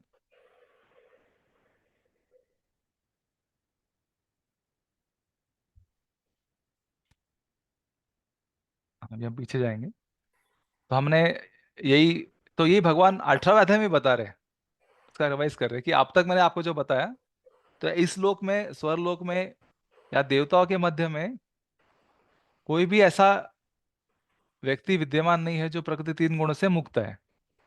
तो जो देवता लोग भी है, तो वो भी जो प्लानिंग करते हैं तो वो सक्सेसफुल होते हैं जब उनका प्लानिंग सत्वगुण में होता है, तभी वो सक्सेसफुल और विजयी होते हैं। लेकिन जब तमोगुण बढ़ता है यानी असुर गुण, फिर उस समय विजयी होते हैं। तो एकदम आसान है। तो इसलिए हमने जो चीता का देखा या सियाल का देखा या हिरण का देखा, तो वैसा ही वो देवी देवता के लिए भी एप्लीकेबल है और पॉलिटिशियंस के एप्लीकेबल है, पार्टी के लिए एप्लीकेबल है, इस तरह से। तो एक उदाहरण आपको देता हूँ और, जैसे अभी जब मोदी जी की सरकार आई तो उन्होंने क्या बोला, स्वच्छ भारत। तो स्वच्छ भारत किसका लक्षण है, स्वच्छता किसका लक्षण है सतोगुण का। सतोगुण। है ना। उनका तो अगर कोई व्यक्ति सत्वगुण को प्रमोट करा तो फिर उसके आगे क्या होगा, सत्वगुण विजय होगा सक्सेस। हाँ आप समझ गए कि नहीं। तो फिर हाँ, उनका विजय हुआ कि नहीं फिर। हाँ हुआ। हुआ ना। तो ऐसा है। फिर सर विजय ने तो फिर सत्वगुण की जो जो क्वालिटीज भी है वो सब भी वो भी प्रदर्शित करेंगे। तो जैसे कि प्रकाश हो गया, सबको जो गलत लोगों का भांडा हो गया या उनका पर्दाफाश हो गया, तो ये क्या प्रकाश है ना। सत्वम तो निर्मलत्वात्, मतलब उसमें कोई मल नहीं है। प्रकाशकम तो प्रकाश हो गया। अनामयम, और अनामय मतलब पाप कम हो गए, तो गौ हत्या कम हो गई। तो सत्वगुण के बढ़ने से क्या होता है, पाप कम होते हैं। सत्वगुण व्यक्ति पाप नहीं करता। तो इस तरह से आप उसको आप एनालाइज कर सकते हैं। तो मुझे लगता है अभी यहाँ तक आपको अच्छा समझ में आ गया है। तो अभी आगे बढ़ते हैं, मेरे साथ उच्चारण कीजिए। अर्जुन उवाच अर्जुन उवाच कैर्लिङ्गास्ते गुणान् कैर्लिङ्गास्तिर्गुणान् एतान् अतीतो भवति प्रभोः एतान् एते अतितो भवितो तो प्रभो किम् आचार कथं चेतान् किम् आचारं कथं चेतास् त्रिगुणान् अतिवर्तते। त्रिगुणान् त्रिगुणान् अतिवर्तते। अतिवर्तते। हाँ, तो अभी सुमंगल सकापुर आप इसको पढ़ सकते हो अनुवाद को। यस प्रभु। अर्जुन ने पूछा, हे भगवान, जो इन 3 गुणों से परे है वह किन लक्षणों के द्वारा जाना जाता है, उसका आचरण कैसा होता है और वह प्रकृति के गुणों को किस प्रकार लांघता है। धन्यवाद। तो अभी यहाँ पर हम देख रहे हैं कि अब तक हमने गुणों के बारे में देखा, सत्वगुण, रजोगुण, तमोगुण। लेकिन ये सब जो गुण है भौतिक गुण है। लेकिन अभी हमें सिर्फ सत्वगुण में कार्य नहीं करना है, तो सत्वगुण के आगे भी जाना है। तो जैसे अभी हम यहाँ से हम पूना में हैं अगर, और हमें पूना से अगर दिल्ली जाना, तो हमें झांसी जाना होगा। तो लेकिन झांसी अल्टीमेट डेस्टिनेशन है, हमारा डेस्टिनेशन दिल्ली है। तो वैसे शुद्ध सत्व या भगवान की शुद्ध भक्ति हमारा उद्देश्य है। लेकिन वहां तक पहुंचने के लिए हमें सत्वगुण सबसे ज्यादा मदद करेगा।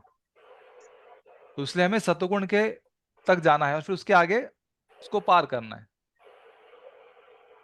तो सत्वगुण भी क्योंकि हमें बांधता है, तो इसलिए यहाँ पर अभी अर्जुन पूछ रहे कि हे भगवान, मुझे बताइए कि ऐसा कौन सा व्यक्ति है कि जो इस गुणों को पार कर चुका है।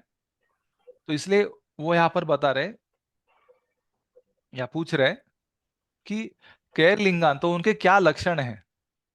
तो ऐसा जो व्यक्ति जो 3 गुणों को पार कर चुका है, उसके क्या लक्षण है और वो उसको मतलब वो ऐसा क्या करता है जिससे वो उसको पार कर सकता है। फिर ठीक है, उसने एक व्यक्ति है जिसने 3 गुणों को पार कर लिया, उसको हम कैसे पहचाने?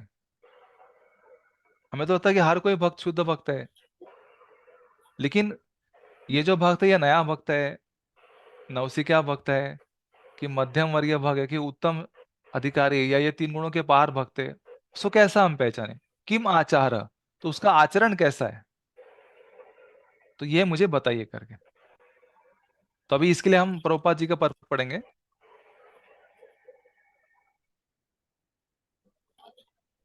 और परपट जो पढ़ते पढ़ते हम उसका किम आचार, इसका उत्तर प्रभु जी उसमें आया था ना, देवी होसा गुण में माया दुरत्या, उसमें आया था। किसका उत्तर? ये जो अभी आपने प्रश्न पूछे, हाँ, कि सभी कुछ छोड़ के भगवान के शरण में जो जो आता है, जिसे ये मालूम हो जाता है, तो वो उनके शरण में आने के बाद ये बहुत आसानी से ये तीनों गुणों को पार कर जाता है। हाँ, तो आपने सही कहा एक्चुअली। तो भगवान के शरण में आने से वो गुणों को पार कर जाता है। तो यहाँ पर अर्जुन सवाल पूछ रहे हैं, तो उन्होंने यही सवाल पहले भी पूछा था दूसरे अध्याय में, कि अर्जुन वो पूछते 54 श्लोक में कि स्थितप्रज्ञ का भाषा। तो स्थितप्रज्ञ मतलब कौन? यही जो स्थित मुनि, सिद्धोधर मुनि है, तो उससे क्या भाषा है, वो कैसा काम करता। लेकिन वहां पर अर्जुन ने ये नहीं पूछा कि कैसा स्थितप्रज्ञ बन, मतलब स्थितप्रज्ञ वो कैसे बन गया। अर्जुन ने दूसरे अध्याय में क्या पूछा कि स्थितप्रज्ञ का क्या भाषा है, उसका क्या आचरण है, वो उन्होंने पूछा। लेकिन वो स्थितप्रज्ञ जो है, वो उस स्थितप्रज्ञ की स्थिति को कैसे पहुंच गया, ये अर्जुन ने नहीं पूछा। लेकिन अभी यहाँ पर 14 अध्याय में अर्जुन पूछ रहे हैं कि कथम च एतान, किस तरह से वो व्यक्ति, एता मतलब ये सब जो 3 गुण है, त्रिगुणान अति वर्तते, मतलब उसको पार करता है। तो अभी यहाँ पर उनका सीक्रेट फॉर्मूला पूछ रहे हैं अर्जुन, समझ गए ना, कि क्या सीक्रेट क्या है। तो ये अर्जुन पूछ रहे हैं। तो इसे ये फर्क है उस दूसरे अध्याय के सवाल का और इस 14वें अध्याय के सवाल में। तो प्रभुपाद इसका वर्णन करेंगे। तो सुमंगल सखा प्रभु, आप इसका तात्पर्य पढ़ सकते हैं। यस प्रभु। इस श्लोक में अर्जुन के प्रश्न अत्यंत उपयुक्त हैं। वह उस पुरुष के लक्षण जानना चाहता है जिसने भौतिक गुणों को लांघ लिया है। सर्वप्रथम वह ऐसे दिव्य पुरुष के लक्षणों के विषय में जिज्ञासा करता है कि कोई कैसे समझे कि उसने प्रकृति के गुणों के प्रभाव को लांघ लिया है। उसका दूसरा प्रश्न है कि ऐसा व्यक्ति किस प्रकार रहता है और उसके कार्यकलाप क्या है, क्या वे नियमित होते हैं या अनियमित।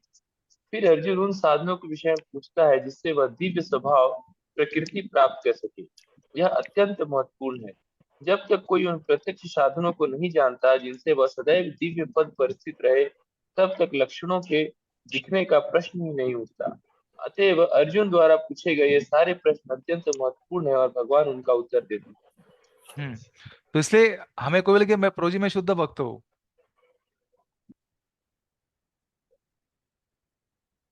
तो फिर आप उसको कैसा उत्तर देंगे? तो हम देते कि बहुत सारे ढोंगी बाबा है, तो वो भी कहते कि यार हम भी उच्च स्थिति में पहुंच चुके हैं, तो आप उनको कैसे पहचानेंगे? या फिर मैं खुद जो हूं, हम हमारा स्वयं का भी अगर आत्मचिंतन करें, तो हमें किस तरह से अभी इस गुण के पार हो चुका हो कि नहीं चुका हो, ये कैसे पता चलेगा? तो इसलिए मेरे क्या लक्षण होंगे, कब वो दिन आएगा जब मैं इन गुणों से बाहर आऊंगा, तो उसको मैं कैसा टेस्ट करूं। जैसे हम देखते हैं कि जब हम चावल बनाते तो हम उसको, चावल पकने के बाद हम उसको देखते हैं कि अरे ये ठीक है, हम दबा के देखते हैं कि ठीक है अब ये पक गया या कच्चा है। तो वो कैसा टेस्ट करते कि अगर जल्दी से दब गया मतलब पक गया है, तो वो कैसा हम चेक करेंगे? तो ये अर्जुन पूछ रहे हैं, तो उसका उत्तर भगवान अभी अगले श्लोक में बताते हैं। उसका फॉन्ट हम दूसरे में देखेंगे।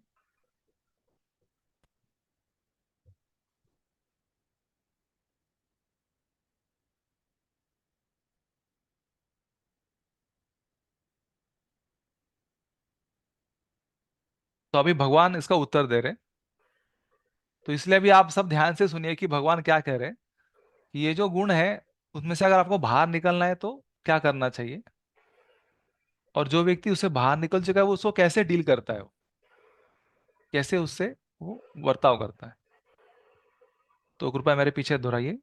श्री भगवान उवाच भगवान उवाच प्रकाशम च प्रवृत्तिम च प्रकाशं च प्रवृत्तिं मोहम एव च पांडवः मोहमेव च पांडव पांडव न द्वेष्टि संप्रवृत्तानि न द्वेष्टिं प्रवृत्तानि प्रवृत्तानि न निवृत्तानि कांक्षति।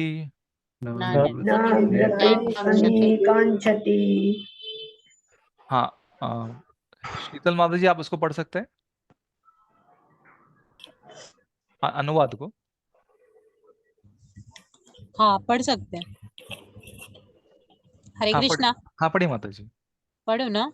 हाँ भगवान ने कहा, हे पांडुपुत्र, जो प्रकाश आस्ति तथा मोह के उपस्थित होने पर न आसक्ति। तो उपस्थिति होने पर न तो उनसे घृणा करता है और न लुप्त हो जाने पर उनकी उनकी इच्छा करता है। आगे एक मिनट, अपने अनुवाद पढ़िए सर। हाँ अपने आप में स्थित है। नहीं, अभी जो भौतिक गुणों से इन जो भौतिक गुणों की इन समस्त परिक्रियाओं से निश्चल तथा अविचलित रहता है और यह जानकर कि केवल गुण की क्रियाशील है, उदासीन तथा दिव्य बना रहता है, जो अपने आप में स्थित है। ठीक है। तो ये मतलब अभी 22 एक्चुअली प्रभुपाद ने क्या किया है कि 22वें श्लोक से लेकर 25वें श्लोक का एक साथ ही अनुवाद दिया है प्रभुपाद ने। तो लेकिन हम अभी इसको तोड़कर देखेंगे, क्योंकि क्या है कि हमें अलग अलग जो 22वां श्लोक है, तो इसमें जो गुणातीत व्यक्ति है या जो सिद्धप्रज्ञ है उसके आंतरिक लक्षण बताए गए, तो हम उस पर चर्चा करेंगे। और फिर 23, 24 और 25 में उसके बाह्य लक्षण बताए गए, जिससे जो हम देख सकते हैं, तो उस पर हम चर्चा करेंगे। तो अभी हम इसको पूरा पढ़ लेते हैं, फिर हम शुरुआत से लेकर अंत तक उसको देखेंगे। तो अभी ये 24वां श्लोक है। और सुख तथा, पढ़ी माता जी। पढ़ो प्रभु जी। हाँ पढ़िए, और सिर्फ अनुवाद ही पढ़िए। और सुख तथा दुख को एक समान मानता है, जो मिट्टी के ढेले, पत्थर एवं स्वर्ण के टुकड़े को समान दृष्टि से देखता है, जो अनुकूल तथा प्रतिकूल के प्रति समान बना रहता है, जो धीर है और प्रशंसा तथा बुराई हाँ आगे। मान तथा अपमान में समान भाव में रहता है, जो शत्रु तथा मित्र के साथ समान व्यवहार करता है, और जिसने सारे भौतिक कार्यों का परित्याग कर दिया है। ऐसे व्यक्ति को प्रकृति के गुणों से अतीत कहते हैं। धन्यवाद माता जी। तो यहाँ पर अभी प्रभुपा जी बता रहे कि किस तरह से जो व्यक्ति है वो गुणातीत हो जाता है। तो अभी हम इसका प्रभुपाद जी का तात्पर्य पढ़ेंगे।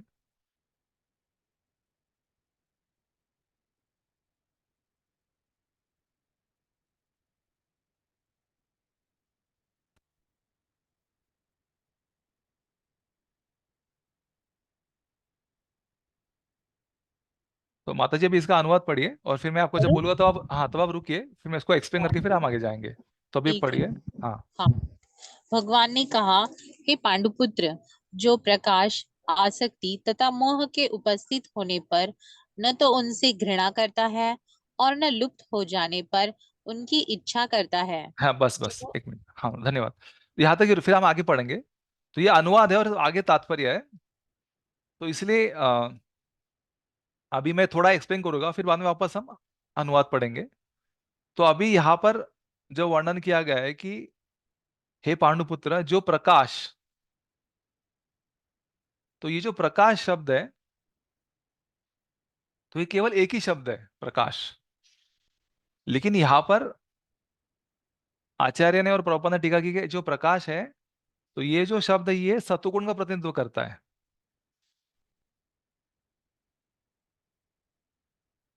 फिर आगे आसक्ति, तो ये शब्द कौन सा है? आसक्ति, एक ही शब्द है। रजोगुण, हाँ, ये किसका प्रतीक करता है? रजोगुण का प्रभु। Correct correct. फिर आगे है तथा मोह, तो ये मोह किस चीज का प्रतीक करता है? गुण का। तमोगुण का। ठीक है, तो आपको समझ में आ रहा है? तो इसलिए जब प्रकाश यानी कि सत्वगुण, आसक्ति यानी कि रजोगुण, और मोह यानी कि तमोगुण के उपस्थित होने पर न तो उससे घृणा करता है, तो इसलिए घृणा करता है मतलब क्या है कि उसको अरे यार वापस तमोगुण आ गया, अभी नींद आएगा, अभी आलस आएगा, अभी प्रमाद आएगा, है ना? तो जब कोई गुण उपस्थित होता है तो उसके साथ कौन आता है? जब भी कोई गुण उपस्थित होता है तो उसके साथ उसका प्रभाव भी आता है। तो इसलिए जो गुणातीत व्यक्ति है, तो सबसे पहले गुणातीत होने के लिए आपको मालूम होना चाहिए कि प्रकाश क्या है, यानी सत्वगुण क्या है, फिर आसक्ति यानी रजोगुण क्या है, और मोह क्या है, तमोगुण क्या है। तो इसलिए आपको पहले पहचानना आना चाहिए कि अभी कौन सा गुण आ गया है। जैसे अभी आप देखिए, अभी 4 बजने को 3 मिनट है मेरे हिसाब से, तो अभी 4 बजे के बाद शाम शुरू की, तो अभी जो शाम का समय है वो रजोगुण का समय है और रात का समय तमोगुण का समय है। तो अभी आप अगर पढ़ाई कर रहे हैं आज रात को 8 बजे, तो फिर आपको जाना चाहिए कि अभी 8 बज चुके, तो अभी तमोगुण का समय हो चुका है। तो तमोगुण हो चुका है मतलब आपको नींद आएगी, तो उस समय आपको सो जाना चाहिए। तो ये हो गया सत्वगुण में कार्य। लेकिन अगर आपको पढ़ाई करनी है तो फिर आपको उसको पार करना पड़ेगा। तो जो गुणातीत व्यक्ति है वो देखता है कि 8 बज गए, तो उसको समझ में आता है कि अभी रात हो गई है, लेकिन उससे वो गुणा नहीं करता कि अरे क्या अभी रात हो गई, तो वो उससे गुणा नहीं करता है। तो वैसे ही जब सत्वगुण आता है तो फिर कोई बोले कि सत्वगुण आने से घृणा करने की क्या जरूरत है?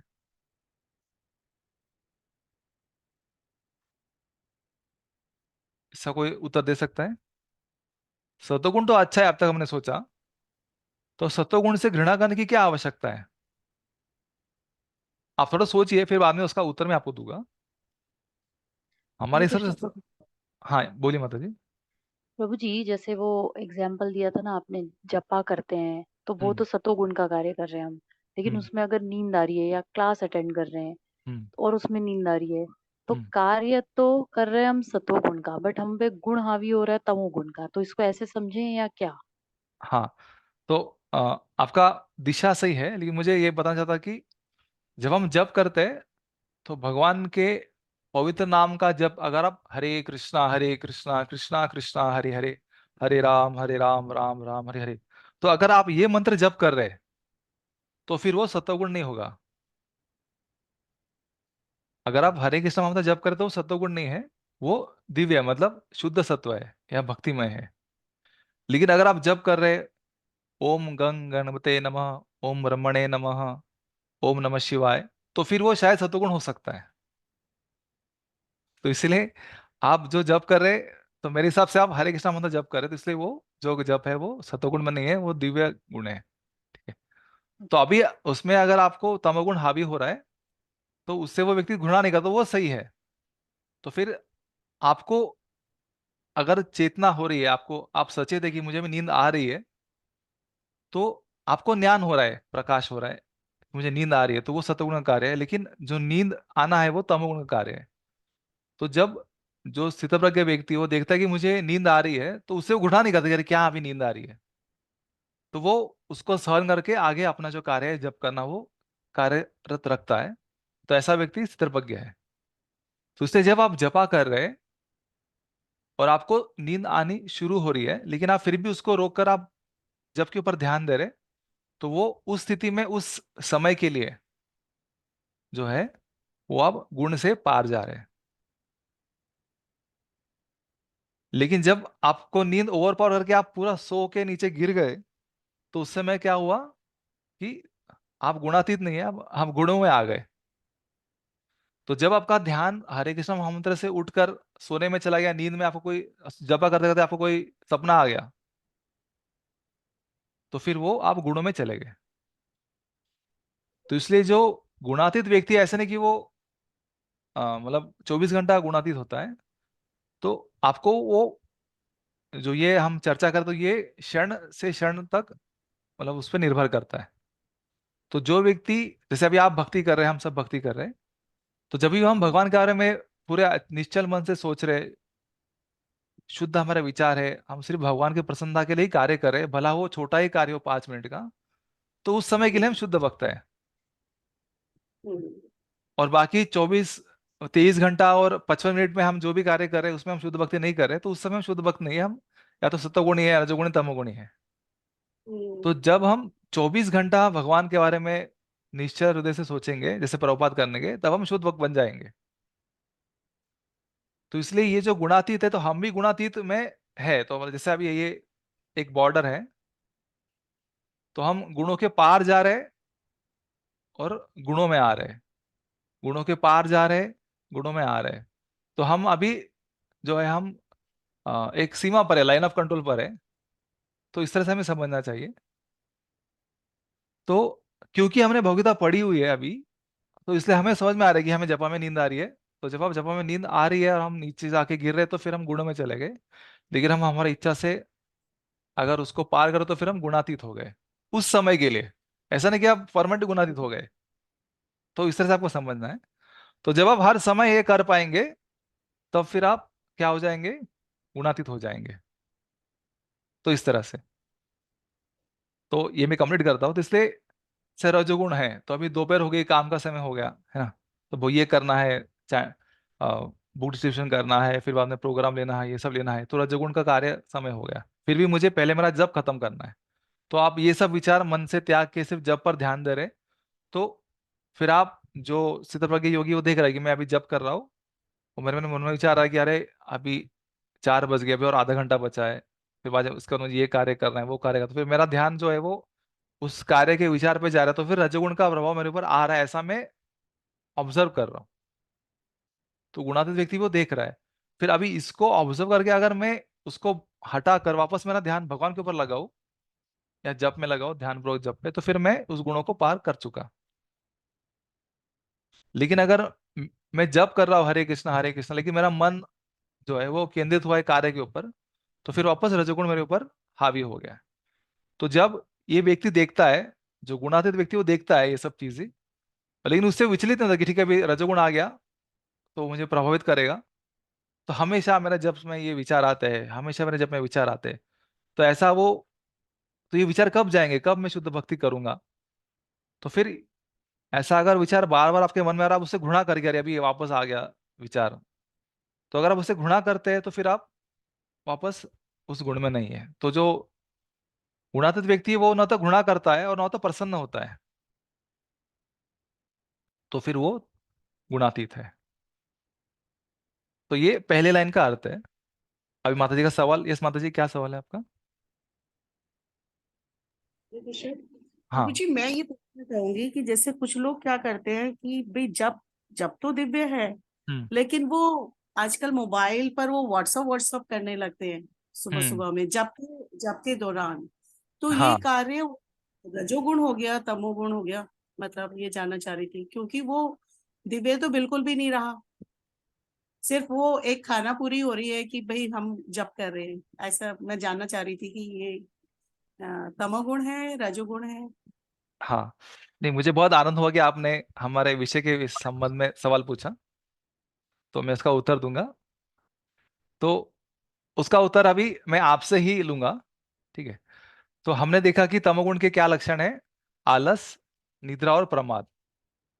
तो प्रभुपाद जी कहते हैं आलस, निद्रा और प्रमाद, लेकिन विश्वनाथ चक्र ठाकुर और बलदेव भूषण जो शब्द है आलस, उसका अनुवाद करते हैं आनाकानी। तो आनाकानी का अर्थ आप समझते हैं उषा माता जी? अभी अभी उनकी प्रभु बिल्कुल रुचि नहीं हुई है नाम में, तो वो इसलिए ये सब नहीं नहीं चीजें नहीं कर नहीं रहे हैं नहीं, कि वो प्रभु जी को छोड़ दीजिए अभी। हम हमारे, अभी हम कोई भी उदाहरण हो, हम उसको पहले हमारा पहले हमारा कंसेप्ट क्लियर करेंगे, फिर हम उदाहरणों को उसमें डालेंगे। ठीक है, पहले हमारा चश्मा हम लगाएंगे शास्त्र का। हरे कृष्ण। हाँ तो सुमन। बलदेव विद्याभूषण और दूसरा कौन बोले? विश्वनाथ ठाकुर। हाँ विश्वनाथ चक्र ठाकुर। आलस तो को आनाकानी बोल रहे ना। हाँ, आनाकानी मतलब इन अटेंशन। टेंशन। अच्छा। तो जब आप आलसी होते तब आप इनअटेंशन में रहते, नहीं इन अटेंशन में। हम्म, आलसी व्यक्ति से आप ध्यान की अपेक्षा नहीं कर सकते ना, तमोगुण। तमोगुण। तमोगुणी। हाँ जी। हाँ, तो इसलिए ये जो शब्द है, तो एक्चुअली जब मैंने ये, मेरा व्यक्तिगत उदाहरण आपको देता हूँ मैं, कि जब मैंने ये परपट पढ़ा, जब मैंने शब्द पढ़ा इन अटेंशन, तो मेरे को 2 रात तक नींद नहीं आया अच्छे से, अच्छा। क्योंकि इतना प्रकाश हो गया इन अटेंशन शब्द कितना महत्वपूर्ण है। आप कोई भी प्रक्रिया लीजिए तमोगुण की, उसमें आपको इन अटेंशन मिलेगा। तो उदाहरण के तौर पे आलस, तो आलस में इन अटेंशन है कि नहीं है? आलसी व्यक्ति ध्यान नहीं देता, तो हम लोग, "अरे, आलसी हो गया ये", है ना। फिर निद्रा, निद्रा में अटेंशन है कि इन अटेंशन है? हाँ, निद्रा में तो है तमोगुण। नहीं, इन अटेंशन टेंशन है। इन अटेंशन। तो है कि नहीं? और पागलपन, पागलपन में क्या है, इन अटेंशन है कि नहीं है? वो भी है। हमने देखा ना वो कि भी है। वो हाँ। सीआर, जो सीआर है वो चिल्ला रहा है, भौंक रहा है, लेकिन उसको ध्यान नहीं रखिए आगे ये कौन है, ये चीता, ये मुझे खा सकता है। तो उसका ध्यान नहीं है ना, इन अटेंशन है कि नहीं? हम्म, तो इसलिए हम 10 नाम अपराध करते हैं, मतलब उनका हम उच्चारण करते हैं, और फिर बाद में क्या बोलते हैं कि साथ साथ ध्यान पूर्वक जप न करना। yes, ध्यान पूर्वक जप न करना मतलब ये क्या हो गया? वो भी अपराध है। वो नहीं भी अपराध है। नहीं, वो भी ध्यान पूर्वक जप न करना ये अपराध है, लेकिन ध्यान पूर्वक Inattention. जप न करना इन अटेंशन हो गया ना माता जी, इन अटेंशन। ओके। है ना। तो ये इन अटेंशन, जो ध्यान पूर्वक जप न करना, ये किसके बारे में बोल रहे हैं? हम हर रोज क्या बोल रहे हैं कि ध्यान पूर्वक जप न करना मतलब ही इन अटेंशन में जप करना, मतलब है कि अनाकानी में जप करना, मतलब ही तमोगुण में जप करना। तो साथ साथ तमोगुण में जप करना भी अपराध है। yes, प्रभु। तो इसलिए अभी मैं जप कर रहा हूँ, हरे कृष्णा कृष्णा कृष्णा हरे हरे, हरे राम, मैं मोबाइल भी देख रहा हूँ, तो इसमें मेरा ध्यान किस पे मोबाइल में। है ना। तो फिर मतलब मेरा जपा में ध्यान है कि नहीं है? नहीं है। नहीं। नहीं है ना। क्योंकि आप एक समय एक ही चीज पे ध्यान दे सकते हैं ना, तभी तो उसको ध्यान कहते हैं ना। ध्यान मतलब क्या, हम कोई भी चीज का ध्यान एक समय एक ही चीज पर ध्यान कर सकते हैं ना। तो इसलिए जब मैं जप करते समय फोन पे ध्यान दे रहा हूं, तो मतलब मैं जप पर ध्यान नहीं दे रहा हूं, मतलब इन अटेंशन कर रहा हूं जप में। क्लियर है माता जी? हरि बोल, बहुत सुंदर प्रभु। तो इसीलिए जो भी व्यक्ति मोबाइल देखते हुए, किसी से बात करते हुए, चलते हुए भी अगर कोई जप कर रहा है, फिर भी उसका ध्यान चलने पर है, आगे पत्थर है कि गड्ढा है कि कोई ड्यूटी सामने आ गए, तो ये जो जप है ये भी इन अटेंशन का ही प्रतीक है। तो ये जो जप है तमोगुण में आता है। तो फिर अभी मेरा आपको सवाल है माता जी, तो अभी जो व्यक्ति इन अटेंशन में जप करता है या तमोगुण में जप करता है, उसका परिणाम क्या होगा हमारे भगवता के हिसाब से? उसको मतलब सफलता नहीं मिलेगी। वो मतलब उन अपने ऊपर भी प्रगति नहीं कर पाएगा, यानी कि वो तमोगुण में ही रहेगा। इस तरह से ये करता रहा सालों साल, तो वो ना तो रजोगुण पे जा रहा ना सतोगुण में, तो वो गुणातीत का तो सवाल ही नहीं पैदा होता कहीं। हाँ, बहुत बढ़िया है। एक हरी बोल माता जी के लिए, हरी बोल। हरी बोल। तो इसीलिए अगर हम ध्यान नहीं देंगे, अगर तमोगुण में जप करें, तो हमारा रिजल्ट क्या होगा कि आलस, निद्रा और प्रमाद, और मतलब वही रिजल्ट नहीं आएगा। अब आलस में कार्य करेगा तो रिजल्ट नहीं आएगा, प्रमाद में पागलपन आप करेंगे, पागल जैसे मोबाइल करते करते पढ़ते हुए जब करना, ये भी एक पागलपन ही है। जब करते करते मोबाइल करना, ये भी एक पागलपन ही है। और उसका हमने देखा कि सतोगुण का परिणाम क्या होता है? सुख। हमने देखा ना भगवद्गीता में। और रजोगुण का परिणाम क्या होता है? दुख। दुख। और तमोगुण का परिणाम क्या होता है? अति बहुत दुख। ज्यादा दुख। तो प्रभु जी, ये मोबाइल वाला केस तो है, थोड़ा ज्यादा ही एक्सट्रीम हो जाता है, लेकिन जैसे वैसे अगर जाप करते वक्त जब थॉट आते हैं तो वो भी अपराध होता है, क्योंकि इनअटेंटिव तो उसको इनअटेंटिव बोला जाएगा या नहीं बोला जाएगा? मतलब अब वो गुणातीत की स्थिति तो है नहीं। हाँ, नहीं तो इसलिए हम अभी क्या कर रहे हैं, हम जब जप कर रहे हैं तो हमारा अभी हम गुणातीत नहीं हुए हैं, हम गुणों में ही है। या कोई लोग हो सकते गुणातीत, मुझे अपराध नहीं करना। तो इसलिए हम भी हर एक क्षण जो हमारा मन उधर उधर भटक रहा था वो तमोगुण की तरफ हमें लेके जा रहा है, लेकिन हमको उसको उठा के वापस नाम पर लाना है। तो ये है शुद्ध सत्व। तो इसलिए मोबाइल जो है वो बहुत ग्रॉस एग्जाम्पल हो गया। तो वैसे ही तो वो बहुत ज्यादा तमोगुण हो गया, लेकिन अभी हमारे मन में जो विचार आ रहे हैं तो वो भी एक प्रकार का तमोगुण ही है। तो फिर हमारे मन में विचार आ रहे हैं, उसके ऊपर से हमारा ध्यान हट रहा है, उसके वजह से मेरा ध्यान हट रहा है। तो फिर इन विचारों को हम कैसे हटाए मन से, ये हमारा सवाल है कि नहीं फिर जो पैदा होता है नेक्स्ट। तो उसी का उत्तर भगवान अभी 15वें अध्याय में हमको बताएंगे। डू करेक्शन, जैसे आप करेक्ट करना, चेक करिए। हरे कृष्णा, वापस बोलेंगे माता जी, सुनाई नहीं दिया। प्रभु जी, इन्हीं गुणों पे आधारित होके कि हमें मतलब खुद हमेशा ख्याल रखना है कि हम इस वक्त कौन से गुण में हैं, तो हम चेक करेंगे अपने आप को और उसको करेक्ट करेंगे। हाँ, करेक्ट ऐसा करेंगे, करेक्ट। तो इसलिए हमारी प्रत्येक को हमारा विमान जो वाहन है खुद चलाना है। तो जब हमें लगता है हमारा वाहन कहीं और जा रहा है तो हमें उसको वापस जगह पे लाना है। तो लेकिन अगर बाहर जा रहा है तो और बाहर नहीं लेके जाना है, उसको अंदर लाना है। जब हम गीता पढ़ेंगे तो हमको समझ आएगी हमारा वाहन बाहर जा रहा है तो हमको इस तरफ लेना है। लेकिन अगर हम गीता नहीं पढ़ेंगे तो हमको लग रहा है कि वाहन बाहर जा रहा है, तो हमको लगे हम सही दिशा में जा रहे हैं, हम और ऐसा जाएंगे बाहर और चले जाएंगे। तो इसलिए ये हमें सत्वगुण रजोगुण तमोगुण जानना चाहिए।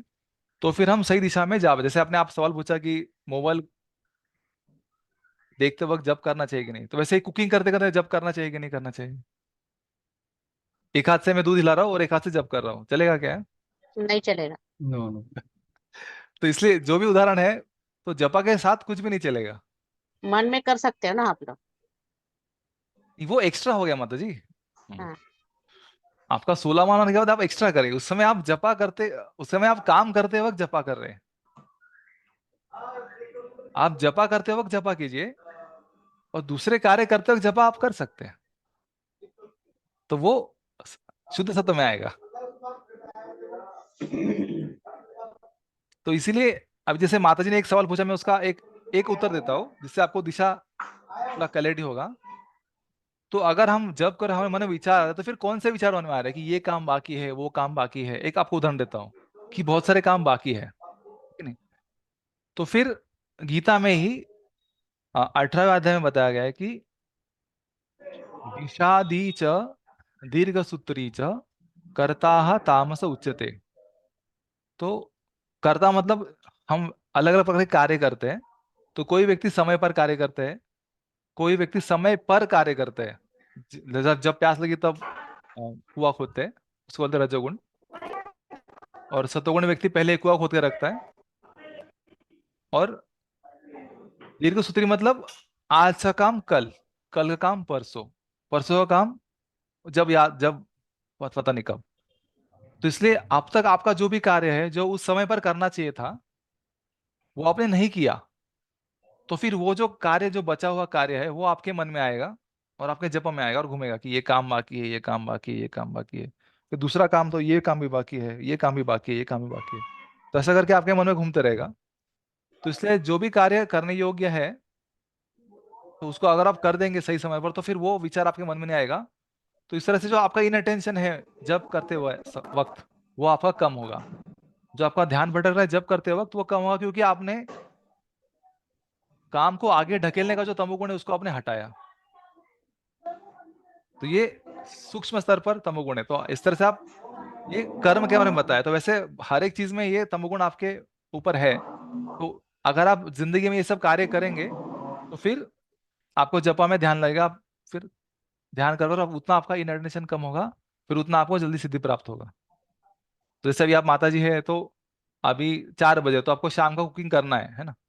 तो अगर आपने ऑलरेडी सब्जी लाके रखी है, मसाले लाके रखे, पहले भर के रखे सत्वगुण में, तो फिर आपका ध्यान पूरा क्लास में लगेगा, जब में लगेगा। लेकिन अभी आपके जो हस्बैंड ने बोला कि ये रेसिपी शाम को बनाना है, गेस्ट आ रहे हैं, और आपने कुछ लाया ही नहीं, रेसिपी रेडी नहीं, आपको पता भी नहीं सब्जी कैसे बनाते हैं, तो फिर आप ध्यान पर, मतलब क्लास पर ध्यान नहीं दे पाएंगे, जब पर ध्यान नहीं, तो क्योंकि वो तमोगुण में हो गया। तो लेकिन आप पहले तैयारी करके रखेंगे तो फिर आपका उस विचार को आप निकाल पाएंगे माइंड से। तो वैसे फिर बहुत सारे कार्य हमारी जिंदगी में करने बाकी है प्रभु जी, फिर हम क्या क्या करेंगे, ऐसा आप सवाल पूछेंगे। तो इसलिए आपको उसको कट करना है, जो भी एक्स्ट्रा कार्य उसको कट करना है। तो जो भी आपके विचार है, काम है, जो भी आपको एक्स्ट्रा चीज जो आपको नहीं चाहिए उसको कट करना है, जो आसक्ति है, जो आपकी इच्छा है उसको कट करना है। तो यही है जो है वो आपका बड़ा वृक्ष है, जिसको कहते हैं कि ऊर्ध्वमूलम अधः शाखम। तो बड़ा जो पेड़ उग चुका है उसको आपको कट करना है वैराग्य की तलवार से। तो जब आप उसको काटेंगे तब आपका माइंड फ्री होगा, फिर आप ध्यान पर मतलब जब पर ध्यान। तो अभी आगे 15 चैप्टर में आएगा, लेकिन क्योंकि आपने विषय ने आपको एक्सप्लेन किया तो अभी हम आगे बढ़ते हैं। अभी किसी को कोई डाउट है यहाँ तक? प्रभु जी हरे कृष्णा। हाँ यस। लेकिन प्रभुपाद हमेशा बोलते थे कि जब भी आपके मन में विचार आए तो भी जपा नहीं रुकना चाहिए ना, कंटिन्यू करते ही रहना चाहिए, कितने भी विचार आए तो ही जपा। मतलब माता जी कौन बात कर रहा है? आपका आपका शीतल माता जी बोल रहे हैं। अच्छा, मुझे ठीक तो है। तो मतलब हम जपा कंटिन्यू करना चाहिए, भले हमारे मन में कितने, क्योंकि जितना हम जपा करते जाएंगे वैसे विचार कम कम होते जाएंगे ना, पूरा कंसंट्रेशन हमारा जपा पे ही रहेगा ना। आ रहा है सोच आ रही है तो उसको स्टॉप नहीं करना है ना, नहीं कैसे माता जी? कंटिन्यू जपा करना ही है, कितने भी विचार आए तो भी। नहीं तो आपका ही मतलब जपा ही विचारों को कम करेगा ना, पूरा हम वापस हमारा ध्यान जपा पर ही लाएंगे ना। नहीं जैसे ये प्रभु जो बोलते थे ना कि हाँ जपा करो जपा करो जपा करो, कितना भी विचार आए तो भी जपा करो। ऐसा मैंने क्लास में सुना था, कितना भी आए तो भी जपा तो करो जपा, ऐसा बोलते। हाँ। नहीं आपका जो सवाल है वो सही है, आपने सही सुना है, लेकिन उसको आपको आ, एक पूर्णतम दृष्टि से देखना है। तो प्रभुपाद ने कहा कि जब भी आपको मन में विचार, आप जप कीजिए जप कीजिए। तो जप करने से क्या होगा कि आपका मन भगवान पे लगेगा, आपका सुकृति बढ़ेगा। जब आपका सुकृति बढ़ेगा तो आपको भगवान का ज्ञान प्राप्त होगा, जैसे गीता का ज्ञान आपको प्राप्त हो रहा है। फिर उस ज्ञान को आप समझेंगे, और उस ज्ञान को समझेंगे फिर आपको समझ में आएगा कि मुझे बहुत सारे कार्य करने हैं, और फिर वो आप कार्य जिंदगी में करेंगे। तो जब आप वो कार्य जिंदगी में करेंगे तो आपके मन में विचार कम होंगे, और इस तरह से आपका मन में विचार कम होगा। तो इससे सिर्फ जपा करके विचार कम नहीं होगा। तो हमको क्या करना है कि जपा भी करना है और एक्शन भी करना है। तो अभी हम उस स्तर पर नहीं कि सिर्फ जपा करने से सब विचार चले जाएंगे। तो अगर ऐसा तो फिर हम सब भक्ति शास्त्र क्यों पढ़ते हैं? हर कोई जपा ही करता हुआ चला आता ना ऐसा। तो इसलिए सिर्फ जपा करने से हमारे विचार नहीं जाएंगे, तो सही तरह से जपा करने से हमारे विचार जाएंगे। और सही तरह से जपा करना मतलब क्या? कि जपा को सुधारना। जपा को सुधारना मतलब क्या? कि जप में ध्यान देना। जप में ध्यान देना मतलब जप में ध्यान देने के लिए जो भी चीज आवश्यक है उसको करना। जैसे कि उदाहरण प्रसाद लेना। अगर आप कल उपवास किए और सुबह भी कुछ नहीं खाए तो आपका जप में ध्यान लगेगा माता जी? नहीं लगेगा। नहीं लगेगा ना। तो आपने समोसा समोसा, पूरी पूरी पूरी पूरी, हलवा हलवा हलवा हलवा, खमन खमन खमन खमन, पेड़ा पेड़ा, ऐसा आप जप करेंगे। तो नहीं इसलिए प्रभु जी बात नहीं करेंगे। तो इसलिए खाने जपा के नहीं तो आसन। नहीं तो मैं आपको वही बोल रहा हूँ कि अगर भी आपने प्रसाद नहीं लिया, आप जप कर रहे हैं, तो आप सिर्फ बोलिए हरे कृष्णा कृष्णा कृष्णा हरे हरे, हरे राम राम राम हरे। तो फिर क्या आपके ऐसे बोलने से आपके मन से विचार चले जाएंगे खाने के बारे में? नहीं जाएंगे, क्योंकि आपका पेट खाली है। हाँ वैसे आपको जोर से बाथरूम लगा है, अभी आप कितना भी जप कीजिए फिर भी आपके मन में विचार है कि मुझे बाथरूम जाना है, मुझे बाथरूम जाना है। तो इसलिए हाँ आपको बाथरूम जाके आना और फिर जपा करना है। हाँ तो इसलिए प्रभुपाद जब कहते हैं कि जपा जपा कीजिए, तो हाँ मतलब जपा, सही जपा करने के लिए एक साउंड आ रहा है। तो जपा करने के लिए जो भी आवश्यक है वो कीजिए। तो अगर आपको अच्छा जपा करना है तो उसके लिए आवश्यक क्या है कि आपको अच्छा प्रसाद लेना है, आपका हॉल साफ करना है, आपको पूरी नींद लेना है ना। वैसे जो भी आपका पेंडिंग काम है वो पूरा करना है, आपका लाइट बिल आपको भरना है। लाइट बिल नहीं भरता, आपका लाइट कट हो जाएगा तो अंधेरे में आप कैसे जपा करेंगे, है ना। तो ऐसा जो भी चीज़ें वो हमें करनी है। तो इसलिए भक्ति मतलब व्यवहारिकता है, तो भक्ति प्रैक्टिकल है। तो इसलिए हमको दो चीज़ों पे कार्य करने हैं। एक शरीर से कार्य करने हैं, एक मन से कार्य करने हैं, बुद्धि से कार्य करने हैं, आत्मा से कार्य करने हैं। तो तो ये सभी चीज हम साफ करेंगे तभी हमारा ध्यान भक्ति में लगेगा या मन में या जप में लगेगा।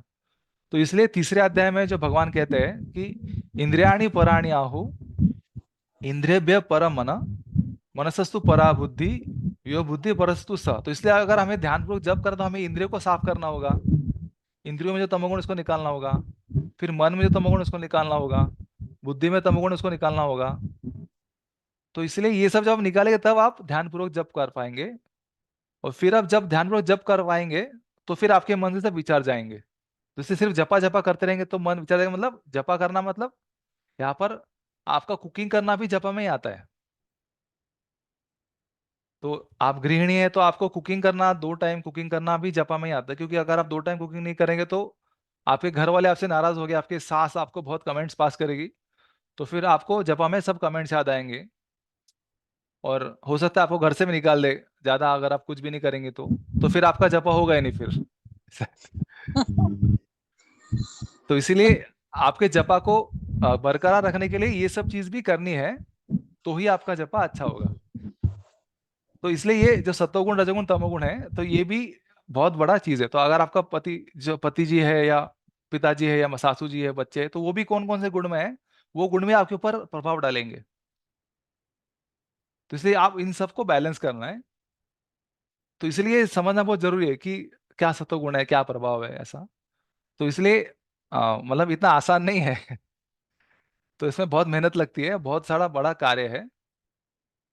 तो हम देखते हैं कि महाभारत में जब अर्जुन उपस्थित होते हैं तो एक मिनट मैं उसको फोटो से दिखाऊंगा, एक मिनट। हाँ, ये फोटो बहुत महत्वपूर्ण है देखने के लिए, इसलिए मैं अभी क्योंकि ये विषय निकल चुका है इसीलिए।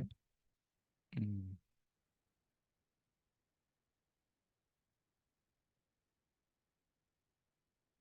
तब तक वो हरे कृष्णा मंत्र जप कीजिए, हरे कृष्णा कृष्णा कृष्णा हरे हरे, हरे राम राम राम हरे हरे, हरे कृष्णा कृष्णा कृष्णा हरे हरे, हरे राम राम राम हरे हरे, हरे कृष्णा कृष्णा कृष्णा हरे हरे, हरे राम राम राम हरे हरे, हरे कृष्ण यहाँ पर है, हरे कृष्ण हरे राम राम राम हरे हरे। हम्म। हाँ,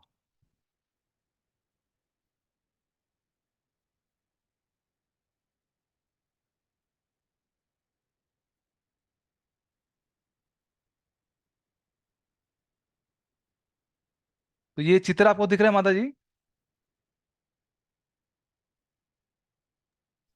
रहे तो इसमें आपको यस क्या दिख सर। रहा है कि अर्जुन अकेले है और भगवान कृष्ण के साथ में है और इतनी सारी सेना का लड़ाई करना है कि नहीं।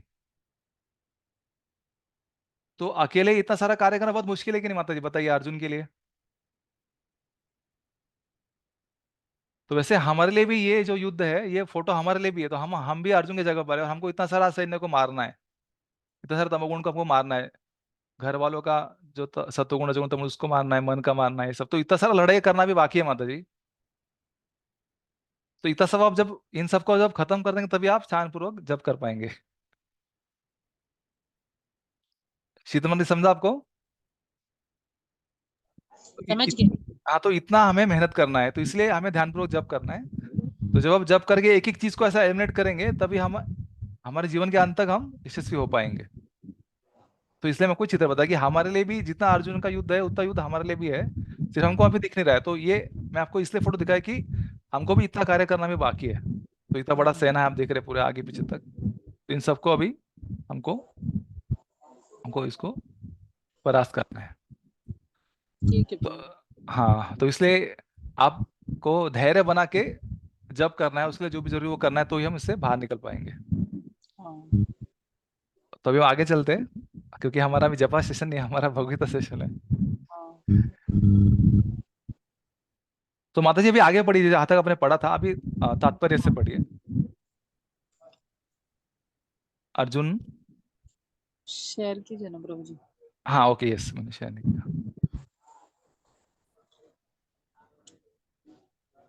अरे,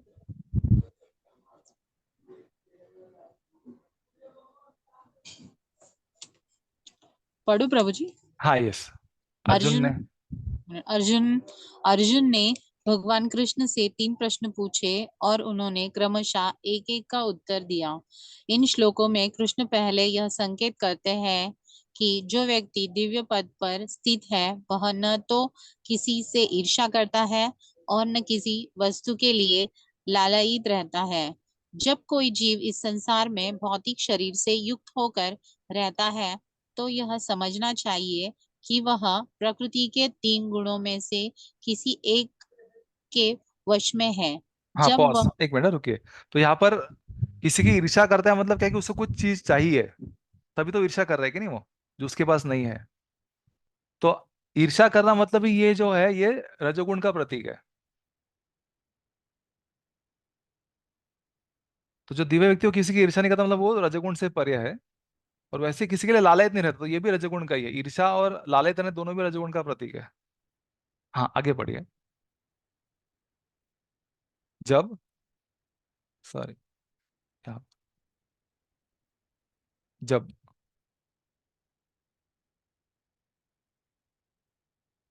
हरे कृष्ण माता जी आगे पढ़िए।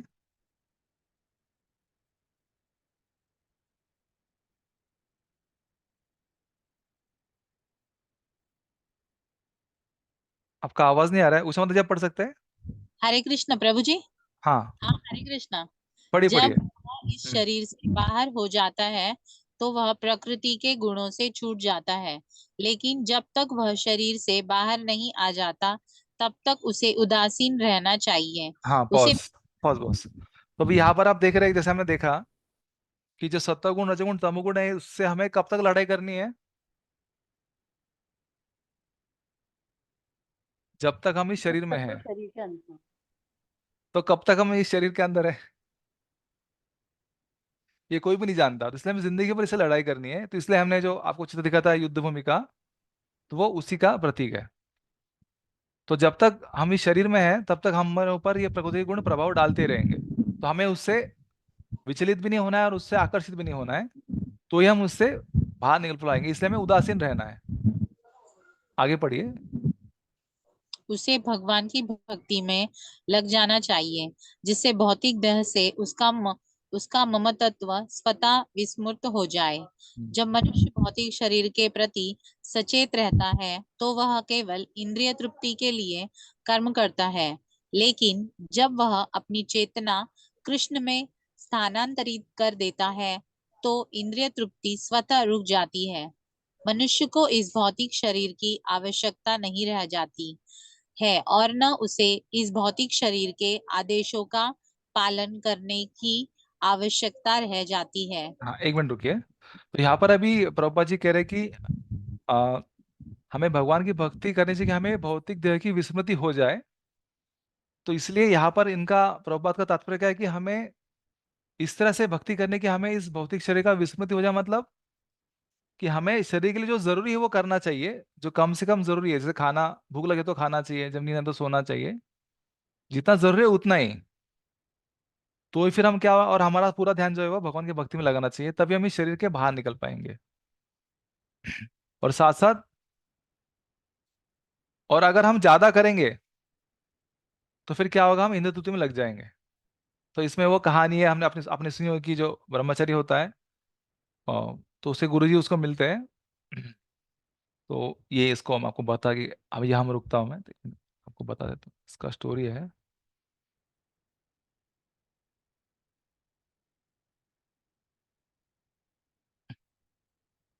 ये कहानी बहुत महत्वपूर्ण है इसलिए मैं बता रहा हूँ, क्योंकि इसके आगे ही सब इसके ऊपर आधारित है।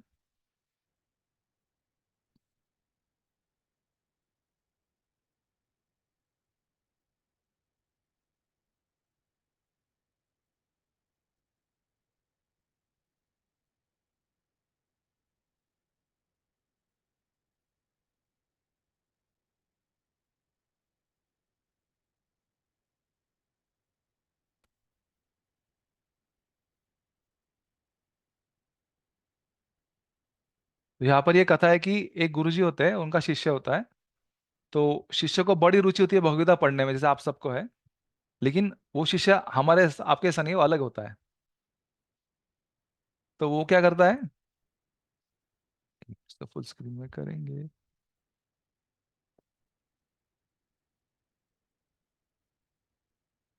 फुल स्क्रीन में करते हैं उसको।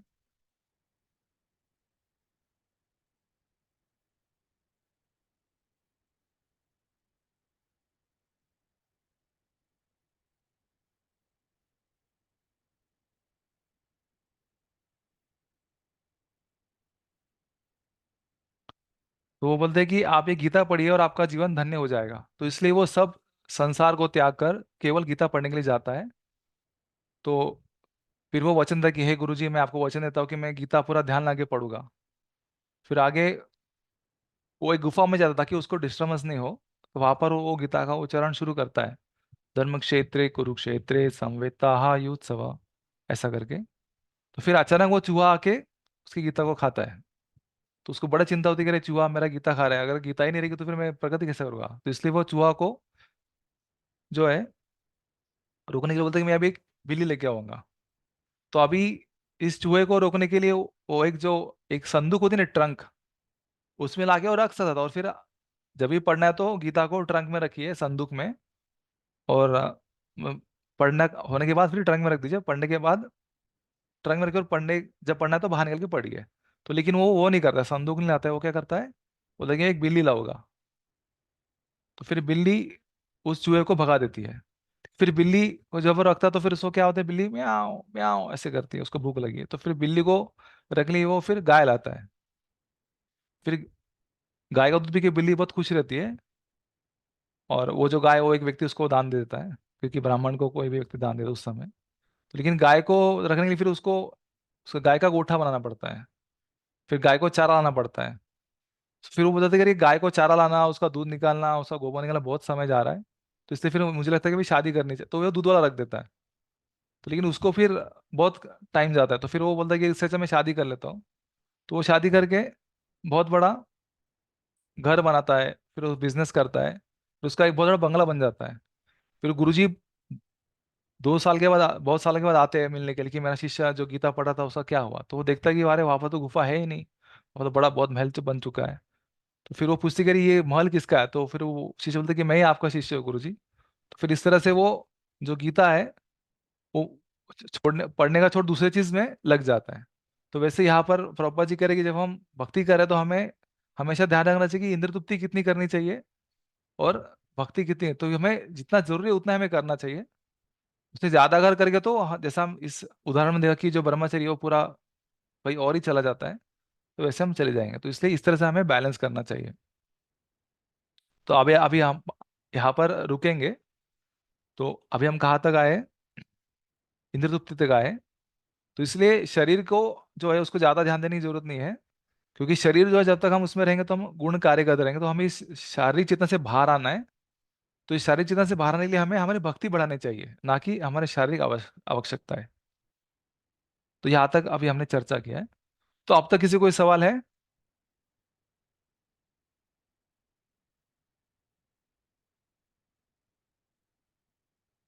ठीक है, तो बाकी हम कल चर्चा करेंगे। बहुत बहुत धन्यवाद। श्री प्रभात की, जय उपस्थित ग्रंथनंद की। जय जय हरे कृष्णा। हरे कृष्णा। हरे कृष्णा।